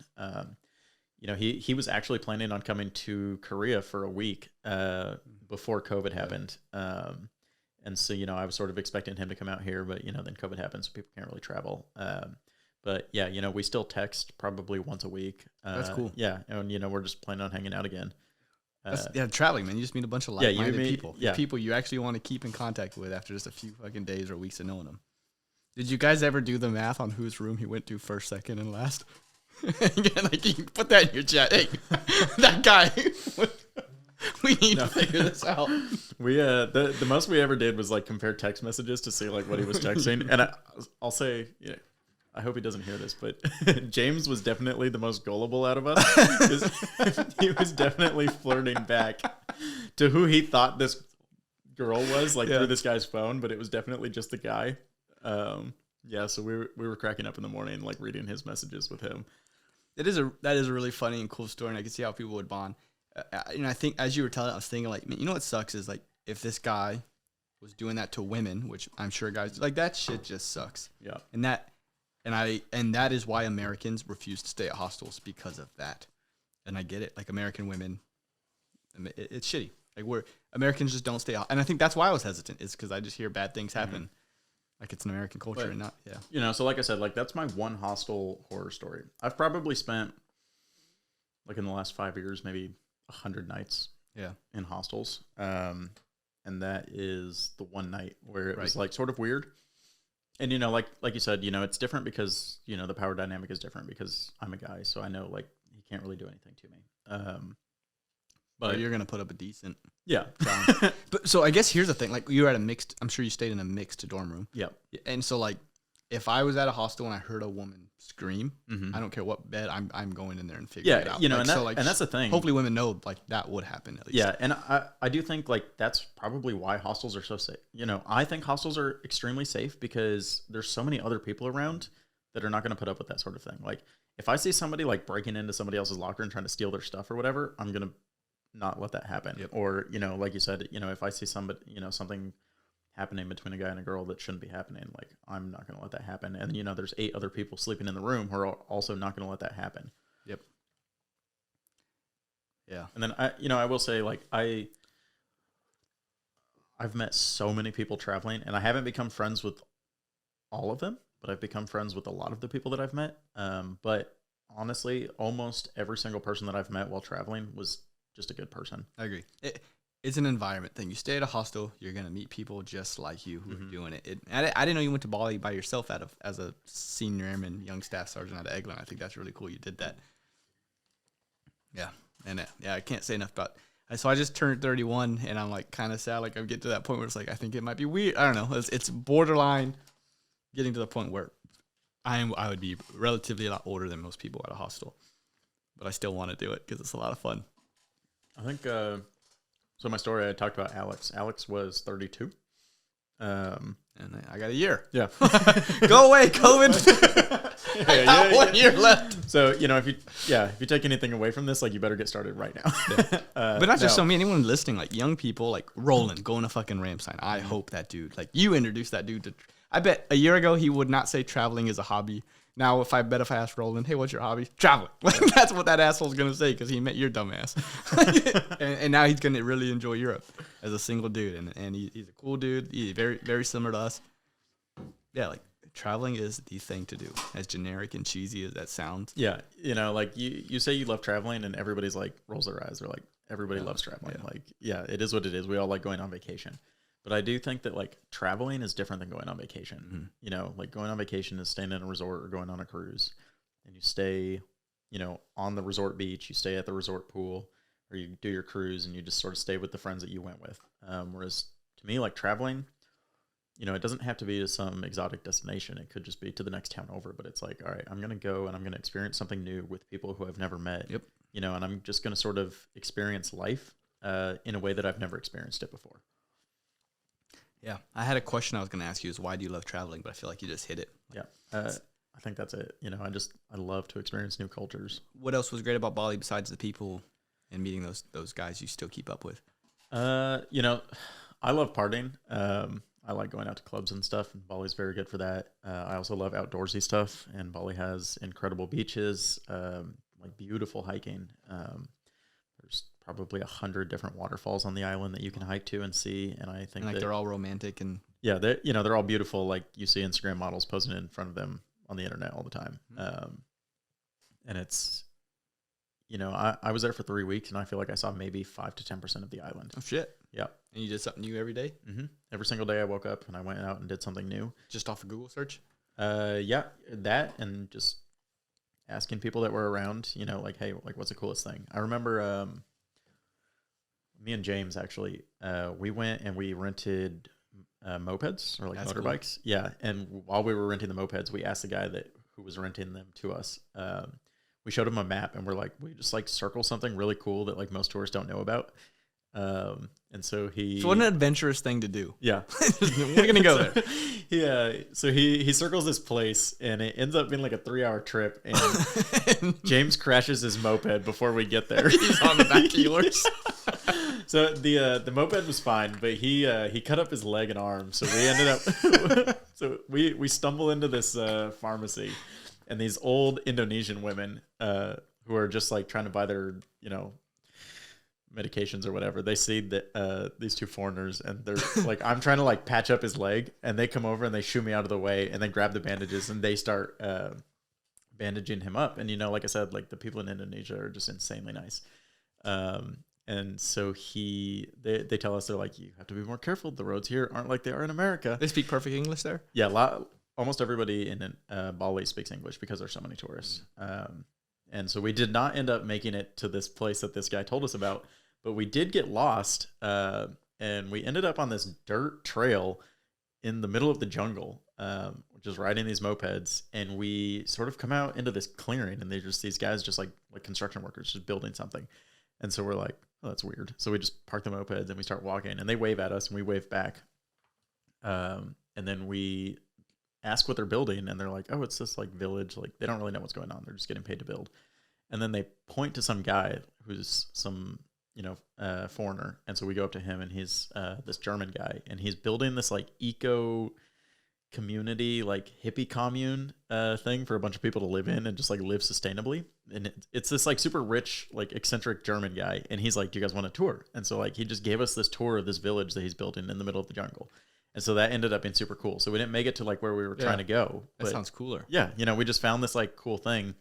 And so he's like showing us like all these things are building. Like they were building this crazy yoga studio out of bamboo. And it was like one of the most beautiful things that I've seen. Like just the way that they were using bamboo to make the entire thing. And it was just crazy, like complicated the way that the bamboo was holding the roof up and all this stuff. Did you inquire how much it cost to stay there for a year? I did. We talked about how much it would cost to buy a house, and it was too much. In Bali? Yeah. I do think that Bali is decently expensive, but I promise that's the last story I'll tell about Bali. No, you're good. It's one of the few places that it's on my, like, I have a bucket list somewhere. I should probably know it off the top of my head. Like, there's like 3 places left that I need to travel to before I can die. One of them is North Korea, just because we can't go there. I just want to see that. I want to see if it's as bad as they make it sound. The interview, that's the only interpretation I have. Bali's the other one, which should be easy. South Africa, Madagascar. So I guess there's a couple. Madagascar would be cool. I think Antarctica would be really fucking cool to go So see. I actually, it was like a goal of mine to go to every continent in the next few years.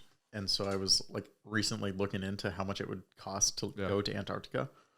It's not that much. At $5,000, I think. Bailey from the tower. Have you talked? He's been there. Really? Yeah, he's been there. He said it was like he was in. I don't know if he planned there or if he was just in Chile, and he saw you can go there, so he just did it. Yeah, it was like you can get on a boat for a few grand, and they'll take you to Antarctica. And he said he got to like get off and like fuck with some penguins that like don't know what humans are, so they kind of wanted. They were curious. Like, what is this alien? Yeah, that's his favorite travel destination, as he says, which is crazy. He's a pretty good traveler too, and I don't like being cold though, so I just want to like touch it. All right, take me back. What does that cost? I'm the same way. I would step foot on Antarctica and then get back on the boat and never go back. Yeah, if I can't take a picture with my shirt off, not interested. You probably could. It might be a little painful. It just looks so stupid.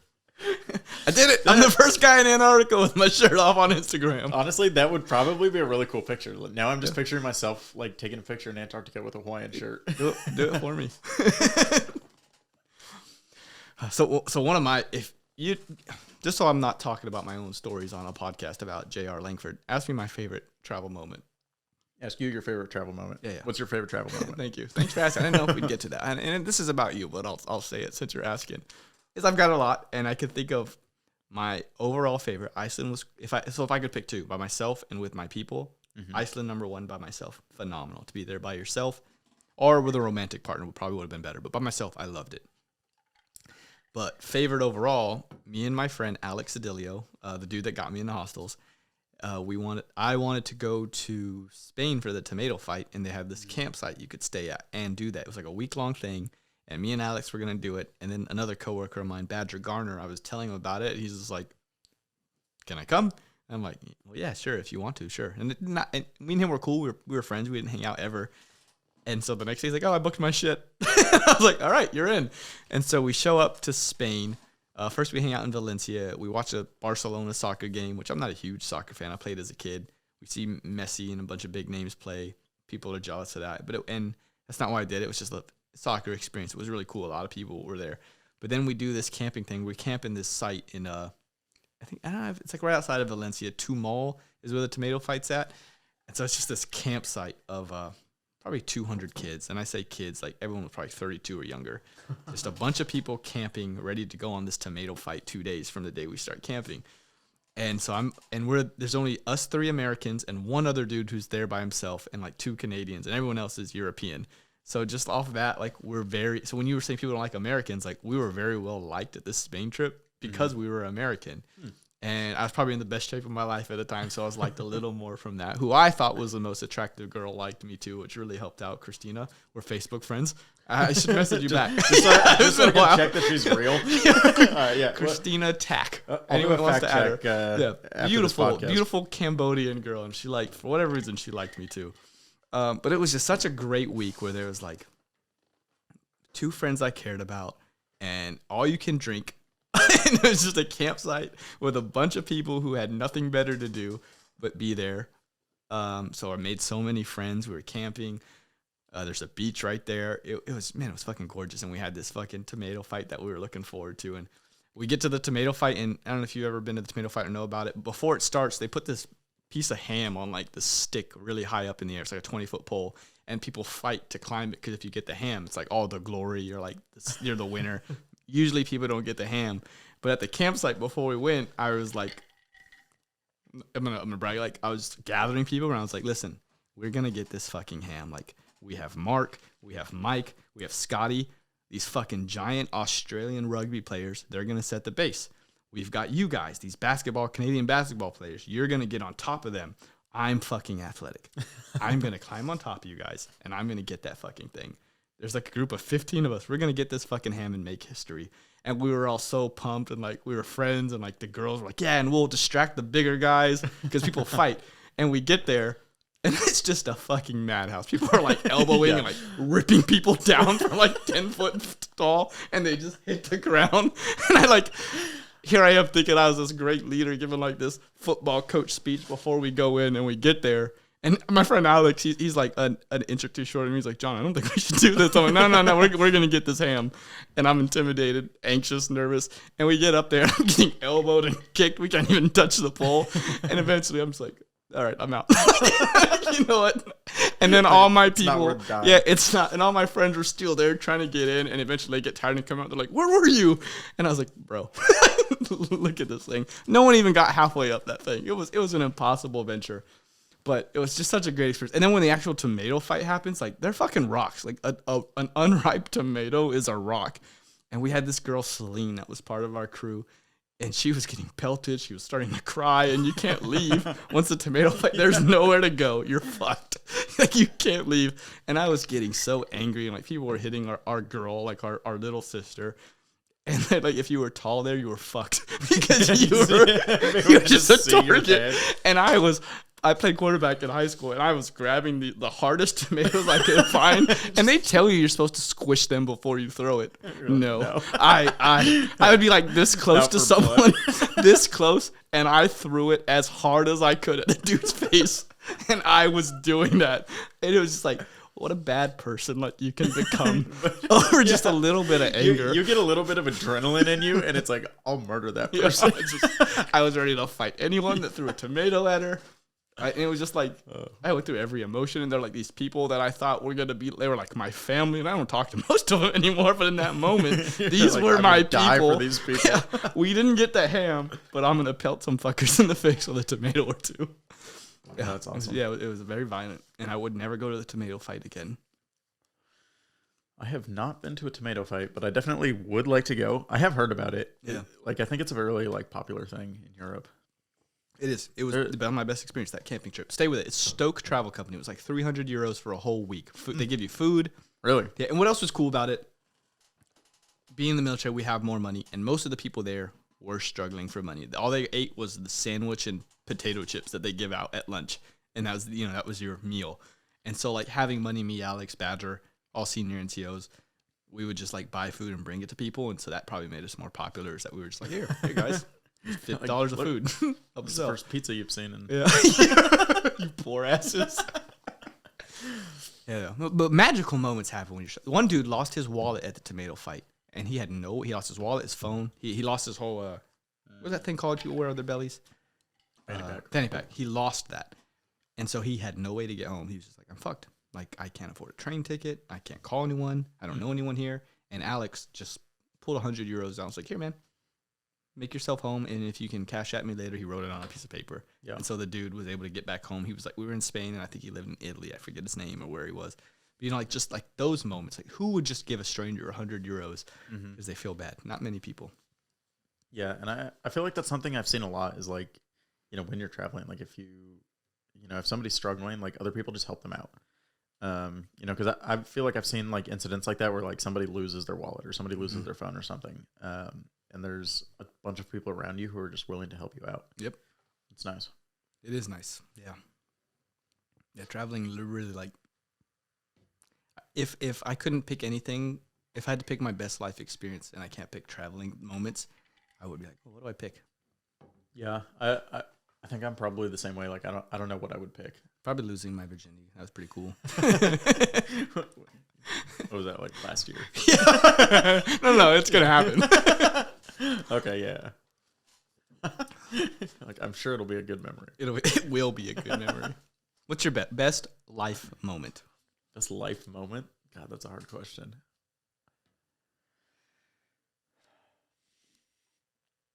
I don't know. Am I allowed to say something travel related? Yeah, sure. I guess like God, that's a hard question. Yeah, I don't know how to answer that. I feel like I've had so many moments where I just like felt so alive. So I feel like something like that. We got to capture that though. Like just list them off, and then when one sounds really good, I'll ask you to talk about it. Okay. So there was my first trip that I ever took like overseas as an adult. Was also, I traveled alone. All of my traveling except for one trip that I've done has been alone. And so my first trip was to Paris because I just saw a deal on a flight and I booked it randomly. Cool. Out of Florida? Yep. Yeah. Yep. I flew out of Eglin, and then to Atlanta and then Paris. So I land in the Paris airport and I get on the train, and I get off at the train station that's like closest to the hostel that I'm staying at.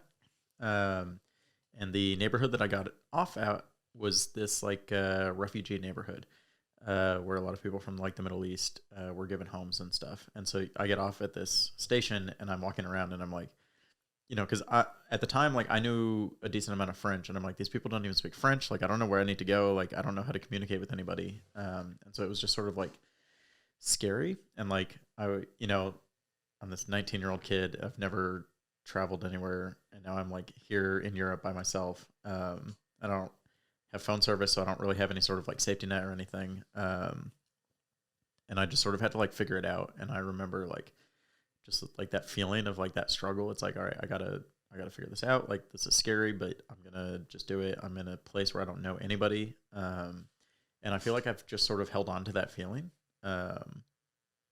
So I think that was one of them. Just sort of that like feeling of being scared and like, all right, I don't know where I am. I don't know anybody. Let's go. I think another one of the best moments. Why do you think like that is great? Like conquering a fear and like a concern, and then you're like, this wasn't actually that bad. I just asked someone for help, or I read a map. Yeah, so I figured it out. You just sort of figure it out. And that's what's cool about traveling is you place yourself in these things where you just have to figure it out. Yeah, you don't have a choice. So I guess it sounds weird. Like now that I'm thinking about it, like the moments that were like most memorable to me, or like where I felt the best, were sort of like when things were going wrong. It's like something bad was happening and I just sort of like had to overcome it. And so I feel like those are sort of the best moments that I've had. Mm-hmm. I don't know why that is. I guess it's just like, you feel alive, like when you're experiencing something that you have to get past, and it's like, you just sort of have that like moment of clarity where it's like, all right, this is my plan. This is what I'm going to do. And I feel like those are all of my best moments. Yeah. Yeah, I like that. I think another one that you made me think of is like when you travel alone, and then something I really enjoy and why I like traveling alone is because I know I'm going to meet someone new and we're just going to have a bond. Like, look at us here traveling alone now, you and me and best friends. It's just like this stupid thing. Let's go do something stupid because we only know each other for 2 more days. Yeah. Honestly, I feel like every time I travel, I meet like a best friend or like this group of friends, and it's like, we're best friends now. Like, nobody else matters. It's just us. It's like this unspoken rule of we have this much time together, so we need to make the most of it because we're best friends. Look at us. I feel like people become really close because they know that they only have like a few days or maybe a week or 2. And so it's like, there's no barriers. It's like, all right, we're best friends. I'm going to tell you all my deepest, darkest secrets because you're my best friend now. That is, There was this girl I met at Tallinn. I went to Estonia by myself. Actually, I went to Latvia. And then I was like bored with Latvia because I was there for 3 days. And I was just like, let me fucking go check out Estonia. And I get to Estonia for one night and I have a 8-person hostel room mixed. And it's just me and this other girl named Tiffany. And so me and Tiffany are the only person in the room. And the host's even like, it's not a busy traveling season. You two have this alone. And I'm looking at him like, come on, man. Like, she's a cute girl. Like, thanks. But like, you didn't have to do that. And so we hang out the whole time. And it was really cool to like I was 28, and I just was like, this is really weird. I could tell she I thought she liked me, and I was right. I was like, this is really straightforward and weird, but like, I have like these fetishes or things that I really like that I just don't tell people because I don't want them to judge me and know me forever. Can I just tell you what they are and like you tell me what yours are? And she was like, okay. Just like, all right. Like, and it was just like really freeing to just be that open with someone you barely know. Because fuck it, I'm not gonna see her again. I didn't have Instagram or Facebook at the time, and she didn't believe me. But I just didn't, and I didn't want to take it back. I didn't want to bring it back, so she never believed me. I gave her my email, but we didn't keep up. Yeah, I think one of the deepest conversations that I've had with anybody in my entire life was in Paris, and I was with this. It was an arms dealer from India. Like a weapons dealer? Yes. he said it was all legal, okay. But this man had an insane amount of money, and he was a bit older than everybody else that we sort of became friends with. He'd show up in his like limo. That's cool. Like, he was staying in like, and he was staying at a hostel. Yeah, he's staying in one of the nicest hotels. Yeah. And then I asked, so I had done this pub crawl like through this tour company, and the girl leading the tour said, yeah, like this guy, he comes every single month.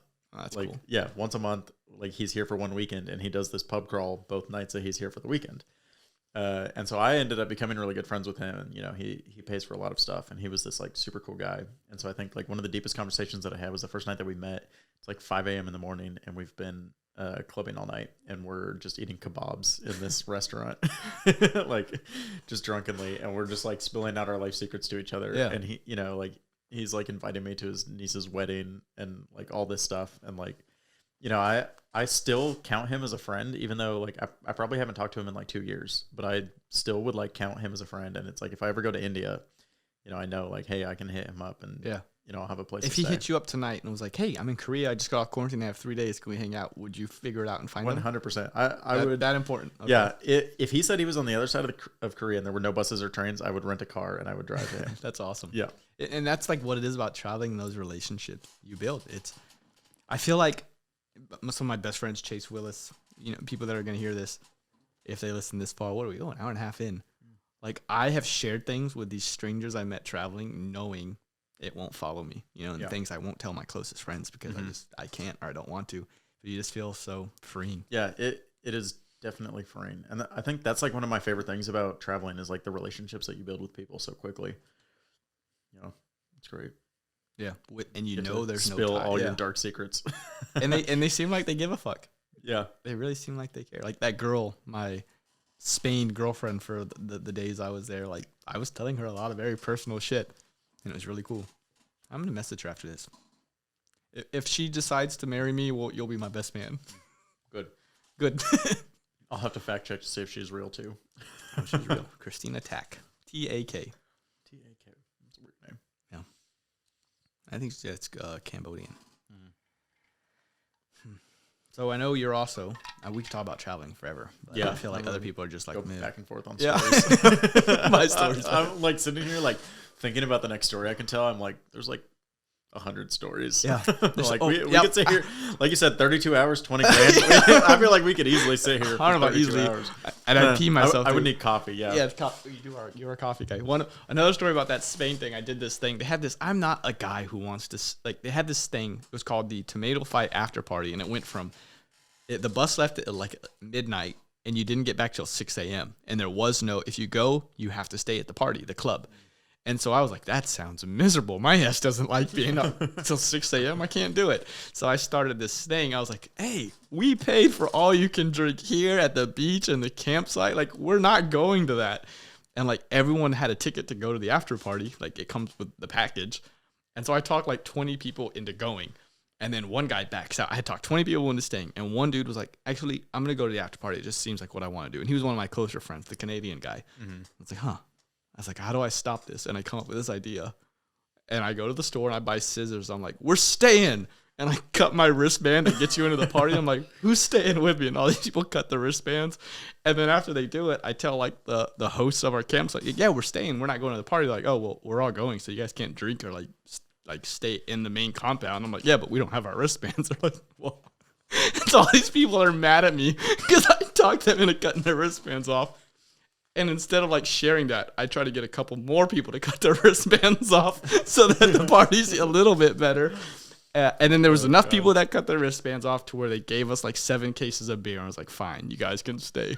But people were kind of mad at me because they couldn't put their wristbands back on. It was just like, how do I make people do what I want to do? That's funny. Yeah. And you like learn from it. Like maybe don't always pursue your selfish desires. Like I could have just went to bed early that night instead of ruining 30 people's experience. But here we are. Yeah, that's funny. Hey man. So let's move on from traveling. I like reading books. I know I don't know your favorite book, but I know you read. I know you're a level 12 reader, which is the highest you can be, at least in high school. I'm not. I don't know what I am. I'm going to take a test because now I'm curious. I feel like you're probably 12 because I definitely said that as a joke. Like I was reading at a 12th grade level when I was in like 2nd grade. So I feel like you're probably. I don't know, man. Here's the thing. When people like, well, hey, here's this rule. What do you think? And I'm like reading it, and then they start talking. I start listening to them, hoping they tell me the answer because I'm not done reading yet. But I mean, I'm a slow reader. And I was telling you, like, when I'm reading, hopefully other people do this and I don't get kicked out of the Air Force for ADD, attention, the ADD? ADHD. When I'm reading, so many times I'm reading and then something interests me and I start thinking about a story or, like, what I can do going forward in life. And then I'm 3 pages in, I'm like, oh. So I got to go back. Do you do that? Do you ever do that all the time? Okay. Yeah, like I said, like, when I'm reading, like, grown-up books where it's not, like, some story or something, I do that all the time. Like I'll read one sentence and it's really interesting to me and it makes me think about something else.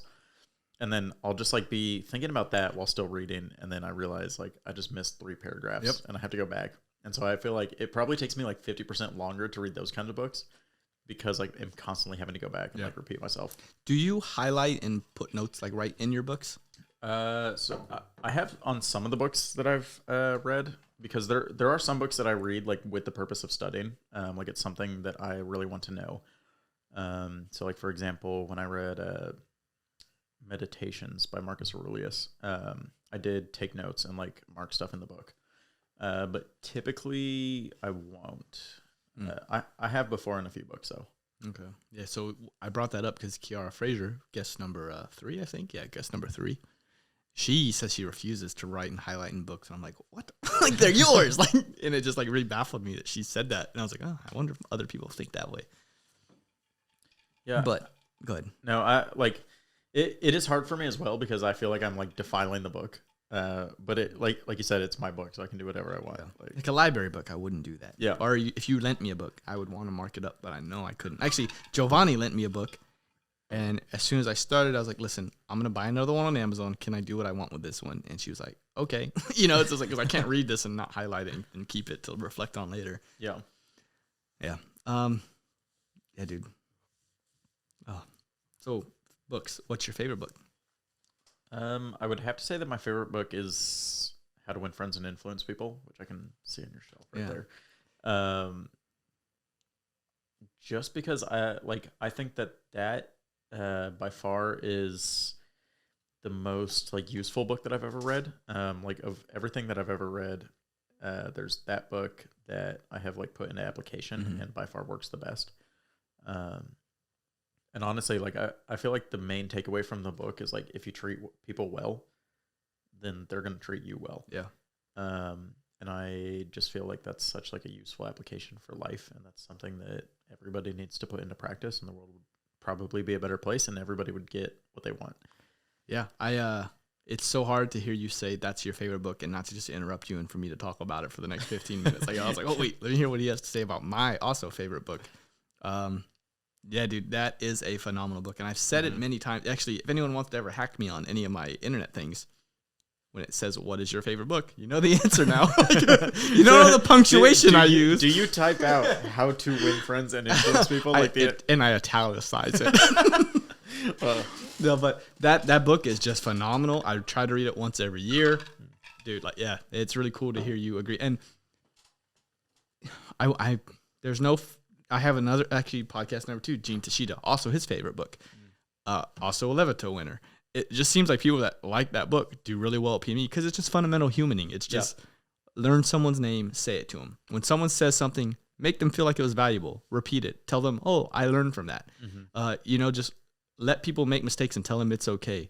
ask people their opinions and then repeat their opinions. Learn their dog's name. Like, it's just simple. And then each one of those stories is like, here's a story how it worked and how it paid off. And that book's over 100 years old and it's still like a bestseller, like year after year. It's honestly an incredible book. Like I think 500 years in the future, people will still be reading that book. Oh yeah. I mean, I won't be alive that long, but I hope so. It's just, especially now that people are getting more like into computers, people are less capable of interacting with humans. They're losing that social skill. Yeah. And so like, if you have that skill, if you don't read that book, I don't want to be your friend. Like, it honestly is like, if you get into reading and you're like, I want to improve myself, like that should be like number one on everybody's list of books to read. You know, cause like you said, like each chapter is like one thing that you can do to like, improve your relationships with people. And I feel like I try to take that, one step further. Cause like you said, like, it's like, all right, learn somebody's name. But I try to look at it as like, I'm not learning this person's name because I want them to like me more so that they do what I want. I try to look at it as like, I'm learning this person's name because I want to care about them. Or, you know, like I'm paying attention to this story that they're telling me because I care about the story that they're telling me. Yeah. You know, and that's something that seems like it should be easy for us, but I think that for most people that's not something that's easy because, you know, most people just sort of care about themselves. That's what he says. Yeah. And everyone wants to talk about me. Who doesn't want to talk about me? And so it's like, if people can really sense that you just care about them, like that's going to be something that has such a big impact on people because 90% of the people that they meet care about themselves. And so they meet you and you care about them, you know, they're going to do whatever it takes to make your life easier. Yeah. And it's crazy to say that, and that you're saying it's your favorite book, because we're on a podcast, and when I do this, I want to talk about the other person, let them talk, knowing they probably want to talk about themselves. And you've kind of created, like, I feel like I've talked 50% of this, and it's because you're like showing interest in my travel stories. And now, like, I kind of have these, I don't know, endorphins, oxytocin. I don't know if I'm saying that word, but like, I feel really good right now because you're asking me about me, letting me tell my travel stories. Yeah, and it just let motherfuckers talk about themselves, which is what Dale Carnegie says, and they're going to be happy. Yeah. You fucking Dale Carnegie my ass on my podcast. I will say, this is why every single girl that I've gone on a first date with has said that it was a great first date. Yeah. And this is why, because I tricked them into thinking that I care about what they're talking about. Tricked you asshole. I'll have to edit that out. I'm gonna leave it. That is the thing. It is. I felt like an asshole after the fact when I re-listened to it. When I did Fraser's podcast, I told her about the perfect date using love languages and like how I have the perfect date with first dates with women, and they always love it. And it has a lot to do with that. I'm not going to repeat the perfect date idea. Podcast number 3, somewhere towards the end, I do it. But that's really it, is you just let them talk about themselves, show genuine interest. I had the guy I was talking about, Alex Sedilio, I had him read that book.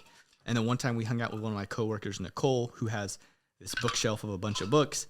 And he had just finished that book, and he was talking to Nicole. Nicole's a cool girl, very friendly. And he's talking to her, and he's like, Dale Carnegie in her ass. He's like, hey, I'm so happy to finally meet you. John talks about you. And she's like excited talking. And like we see her bookshelf, and he's like, wow, like that is so many books. What percent of that bookshelf have you read? And she's like, oh, probably like 90%. You know, I'm just like, this fucking asshole. Like, he did not do that before this book. And I just like asked him after, like, hey, any of that interaction, was that from Dale Carnegie? He's like, maybe. And it's just like, you asshole. It's crazy how much it works, though. Yeah. And then, you know, like I said, like it works 10 times better when people can tell that you actually care about them, though. Mm-hmm. So, yeah. Like, I remember when I read that book, I was flying somewhere. So I was reading the book while I'm on the flight, and I decided that I was going to like try it out on the flight attendants and like people working at the airport. And it was literally just like eye-opening how effective this book was. Like, it was literally insane. It was like I was getting free drinks on the flight. Like, I was getting to skip lines. Were you just telling the flight attendants, like, man, your job's probably so cool, traveling everywhere, going wherever you want? So I think I was on the chapter that was talking about like being empathetic towards what they were struggling with. And so I was like, I remember the flight attendant was bringing me a drink, and I was like, oh, like, thank you for being so fast. Like, I know you must be really busy, like, on this flight. Like, there's a lot of people. Ooh. And then, you know, she's like, it is really busy. You know, there are a lot of people on this flight. Thank you for noticing. And it's like, you know, I was probably the only person on the entire plane out of, you know, 300 people that. It's a genuine showed like, that was like genuinely impressed with the job that she was doing. And, you know, she probably gets that on maybe 1% of her flights or 10% of her flights. It's going to be one person more now every time I fly. And, you know, so then I'm sitting there drinking my drink, and she shows up with 2 more of the little tiny alcohol bottles, and she's like, this is for you. I'm like, this book is incredible. It just saved me $10. This book just got my money paid back for itself. Dude, that makes so much sense. I had the first time I read that book, Brian Belford made me read it in like 2015. I think I read it. And I was moving out of my house, and I lived there with a girl and another guy, same age. And we fucked that house up pretty well. And when the house inspector came, I remember I had just finished the book, and I greeted her. I was like, hey, thank you so much for coming. I know you're busy. Yeah, anything that's wrong with the house, like, let me know. And I'm really like jealous. Like, how do you like your job? And she's like, oh, it's okay. And I was like, I bet it's just cool. Like, every day you look confident. You look like you know what you're doing, and you just get to go to a house every day and see what's wrong with it and write it up. Like, it's got to be very comforting being good at that. And I'm sure you're great at it. Like, speaking to you before you got here, Danielle, I knew you were going to be really good at your job.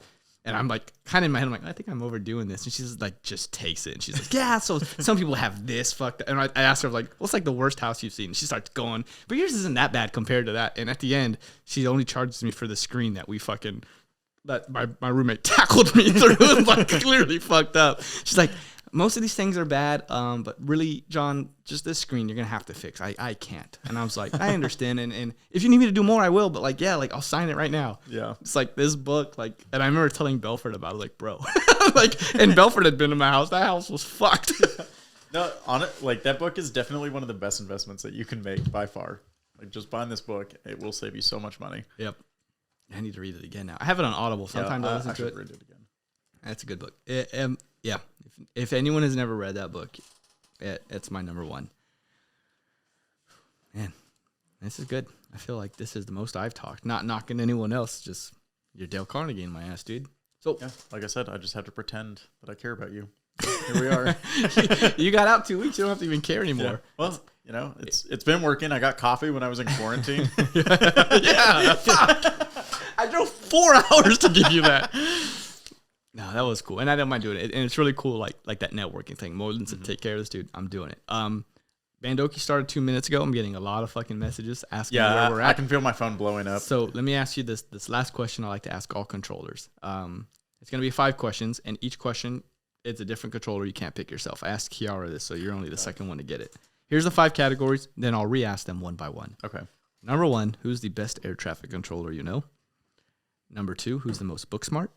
Number 3, most natural leader. Number 4, who's the nicest person you've met in the air traffic control career field. And number 5, if you had to restart your Air Force career, air traffic career, and you continue to do it for 20 years, someone you've met that you would keep with you at every base you get assigned to. So starting with the best air traffic controller.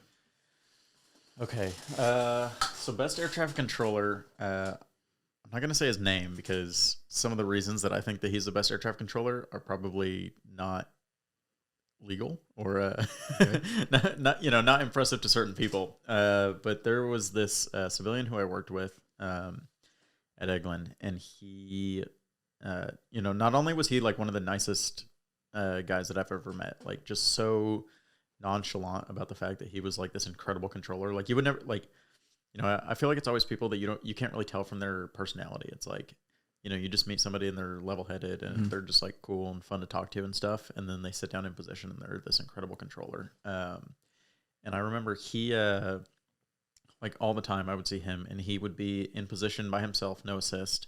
And he would be watching a movie on his laptop, set off to the side. Yeah. And he's making a sandwich in front of him while talking to 15 aircraft, and like just knowing him. Like, when do you get that comfortable? Like, when did you decide? I was like literally never was I worried about the planes in the sky because I just knew that this man was like by far the best controller that I've ever seen in my life. And he could be eyes closed, like not hearing what the planes are saying, and he would still be able to control. Like if you blindfolded him and took him into a different room, he could probably control for the next 30 minutes just knowing where the planes were and what they needed to do. That's cool. Yeah, good thing not saying his name because that would be a problem. But that sounds cool. Like, next time I try to Dale Carnegie some fucking air traffic controller, that's the compliment I'm gonna give his ass. Dude, I bet you could watch a movie, make a sandwich, and control from another room with your eyes closed. Yeah, I could. And honestly, like that's the controlling ability that I've tried to live up to in I see career. it. Like not to brag about you and Franklin, but you're both very good when you show it. Maybe just dealing with like 4 different fighters, and now you only deal with one. It's like you guys are just, oh yeah, that's easy. Yeah. Like, you guys just talk to me like I'm stupid. It's like, bro. I think Kunsan literally has 5% of the flight numbers that Eglin had. So I come here and it's easy. And at Eglin, like with 3 different Air Force bases, and then a Navy base and an Air Force base, adjacent airspace, and then an Army base north of us. Like we literally dealt with every single airframe that the DoD flies. That's a great first base. Mm-hmm. Yeah. So like I can work any plane in with any other plane. And I think that Franklin shows it too. Like she's a fantastic controller. I agree. It's just like you learn to stay calm because there's so much that goes wrong, and it's like I can fix this. Yeah. What's the washout rate there? I would say 50 to 60%. That's fucking high. Yeah, it's probably the highest. Yeah. All right. Next question. Most book smart. So this is a hard question for me because once I got my 5 level, I instantly became book stupid. So basically everybody looks book smart to me. So I don't know if I can name like one specific person. All right, fuck it. Let's not go air traffic. Just smartest person you know in general. Not allowed to say myself.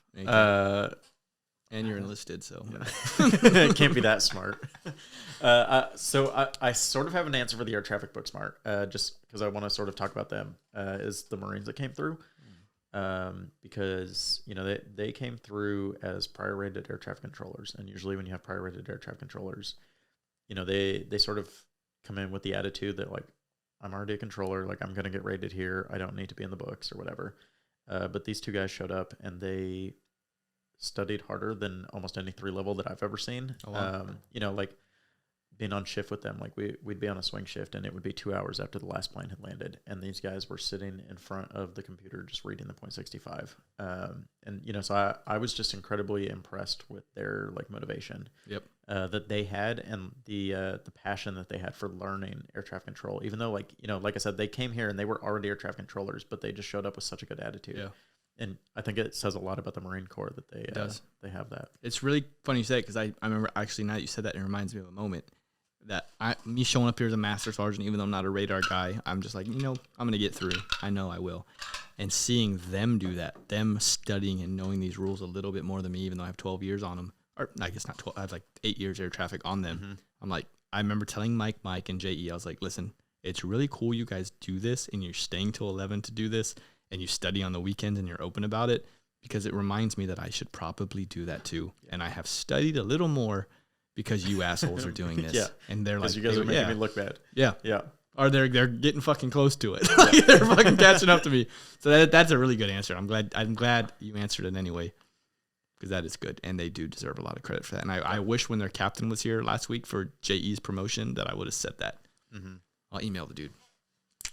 Number 3. Best leader you've met. That's a hard one. I think so. This sort of fits in with my number 5 answer. Because I would say so. I've had 2 crew bosses, and again, I don't want to name people, but I've had 2 crew bosses in my career that I genuinely felt like cared about me, and I think that is like the number 1 leadership trait that anybody can display, is that they truly and 100% care about the people beneath them. Because it's easy to be the person in charge and tell other people what to do, and you're just delegating like that. It's impressive to be in charge, but I think that being a leader is putting your people's interests ahead of your own. And I think that is a very rare trait. And I'm sure that I've met other people, but like I said, like I've had 2 crew bosses who I was close with, and so I got to experience this firsthand, not only because they put my interest ahead of their own, but because, I was working with them and I got to see them put the rest of our crew's interest ahead of their own. And, just like working really closely with them and like sort of getting to like see that and learn from that. I would say that those 2 people were the best leaders that I've seen. What gender is this person? They're both male. Okay. I had assumption who I thought it was, but I agree with that. Like, so what you're describing is something that I don't know why we don't teach in ALS or NCOAs. It's called servant leadership, where you care about other people more than you care about yourself is essentially how I think that definition works out. And I don't know why we don't teach that. We teach these other 5 styles of leadership in the Air Force, but that is a whole, like, doing my degree, I learned about this thing. I was like, this is way better. Like, I actually wrote my capstone on, like, servant leadership and air traffic control. Yeah. Because it's just a thing we don't know or do, and we just bully people for no reason. But, yeah, dude, it is. Like, think about how, like, it takes a while till you actually realize, well, this motherfucker cares about me more than anyone else does. And then now you're willing to do anything for those 2 guys. Yeah. Yeah, that's a great one. And that's like what this podcast, I say this frequently on this podcast, it's what it's about. It's capturing these things that make people great. Number 4, nicest air traffic controller you ever met. Nicest? I feel like there's a lot of people at Kunsan that could fit that category. You know, I definitely think KB, who was on the podcast, is up there. Giovanni, who I'm sure she talked about plenty, is up there. Honestly, like, you know, again, like, I feel like I'm not giving very good answers, but that's a really hard one for me to answer because I feel like I've met so many, like, great people as air traffic controllers. Who would be the best air traffic controller that had to now work at Chick-fil-A? Had to now work at Chick-fil-A?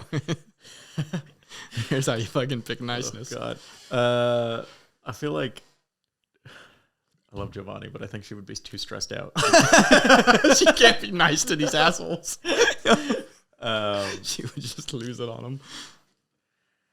Okay, so I have a really good friend at Eglin, Andrew Travis, and he was like, he's from Alabama. We would make fun of him all the time. He has a super deep He probably Southern actually accent. works at Chick-fil-A. Yeah, he like, I could see him, because as soon as you said that, I'm like, yeah, Travis, I could see him working at Chick-fil-A. You know, he's like super Southern. Half the time, like, he would be telling a story and we're like, dude, like, we can't understand what you're saying. But he honestly was like definitely one of the nicest people that I've ever met in my entire life. And he like really does care about people. It seems like the Southerners, I feel like win that category out. So last category, you can pick one person to follow you around for the rest of your air traffic control career. And you're 18 again. Who are you picking? Okay, so I was going to say that I was going to pick those 2 people that I talked about before. But I also... Yeah, it's a really hard one for me because I feel like so many people bring like different perspectives and like add different things to somebody. So I don't know if there's like one person that I would want to pick. Yeah, that's a tough one. I think I am going to go with those 2 people that I had talked about as my crew bosses because, you know, honestly, like they just genuinely cared about me. And I think that any goal that I set for myself, they would have been there to help me achieve that. You know, like I said, like they just cared about other people. And I think that's what everybody needs. Yeah, I feel like that's what it takes to make someone admire you and care about you and to lead people is put their interest in front of you and the rest will speak for itself. Yeah. I think that's a really good note to end. I know people, man, my watch is blowing up. I left my phone in the other room. I really got to pee. I know you probably do too. We'll rock, paper, scissors to see who goes first. If you've got any last words, if you want to say them, it's yours, and then we'll end this thing up. God, that's a lot of pressure. Honestly, I don't really have anything else to add. I feel like, you know, we covered a lot of good stuff. I feel like the biggest takeaways are stay in hostels, be a good person. Yeah. Read Dale Carnegie. Yeah, read How to Win Friends and Influence People. Cool. All right. Well, we got to get a little thumbnail, so we got to look at that. Yep. Maybe hold a box of pizza. Usually people are hold all your crust. And I'll do this. I do want to say I normally eat my crust. It's just too chewy to eat in the podcast. Yeah, fuck you, Anthony's. All right, everybody. James Lankford, thanks for being podcast number 6. You got to sign this thing before you leave Kunsan forever. I will.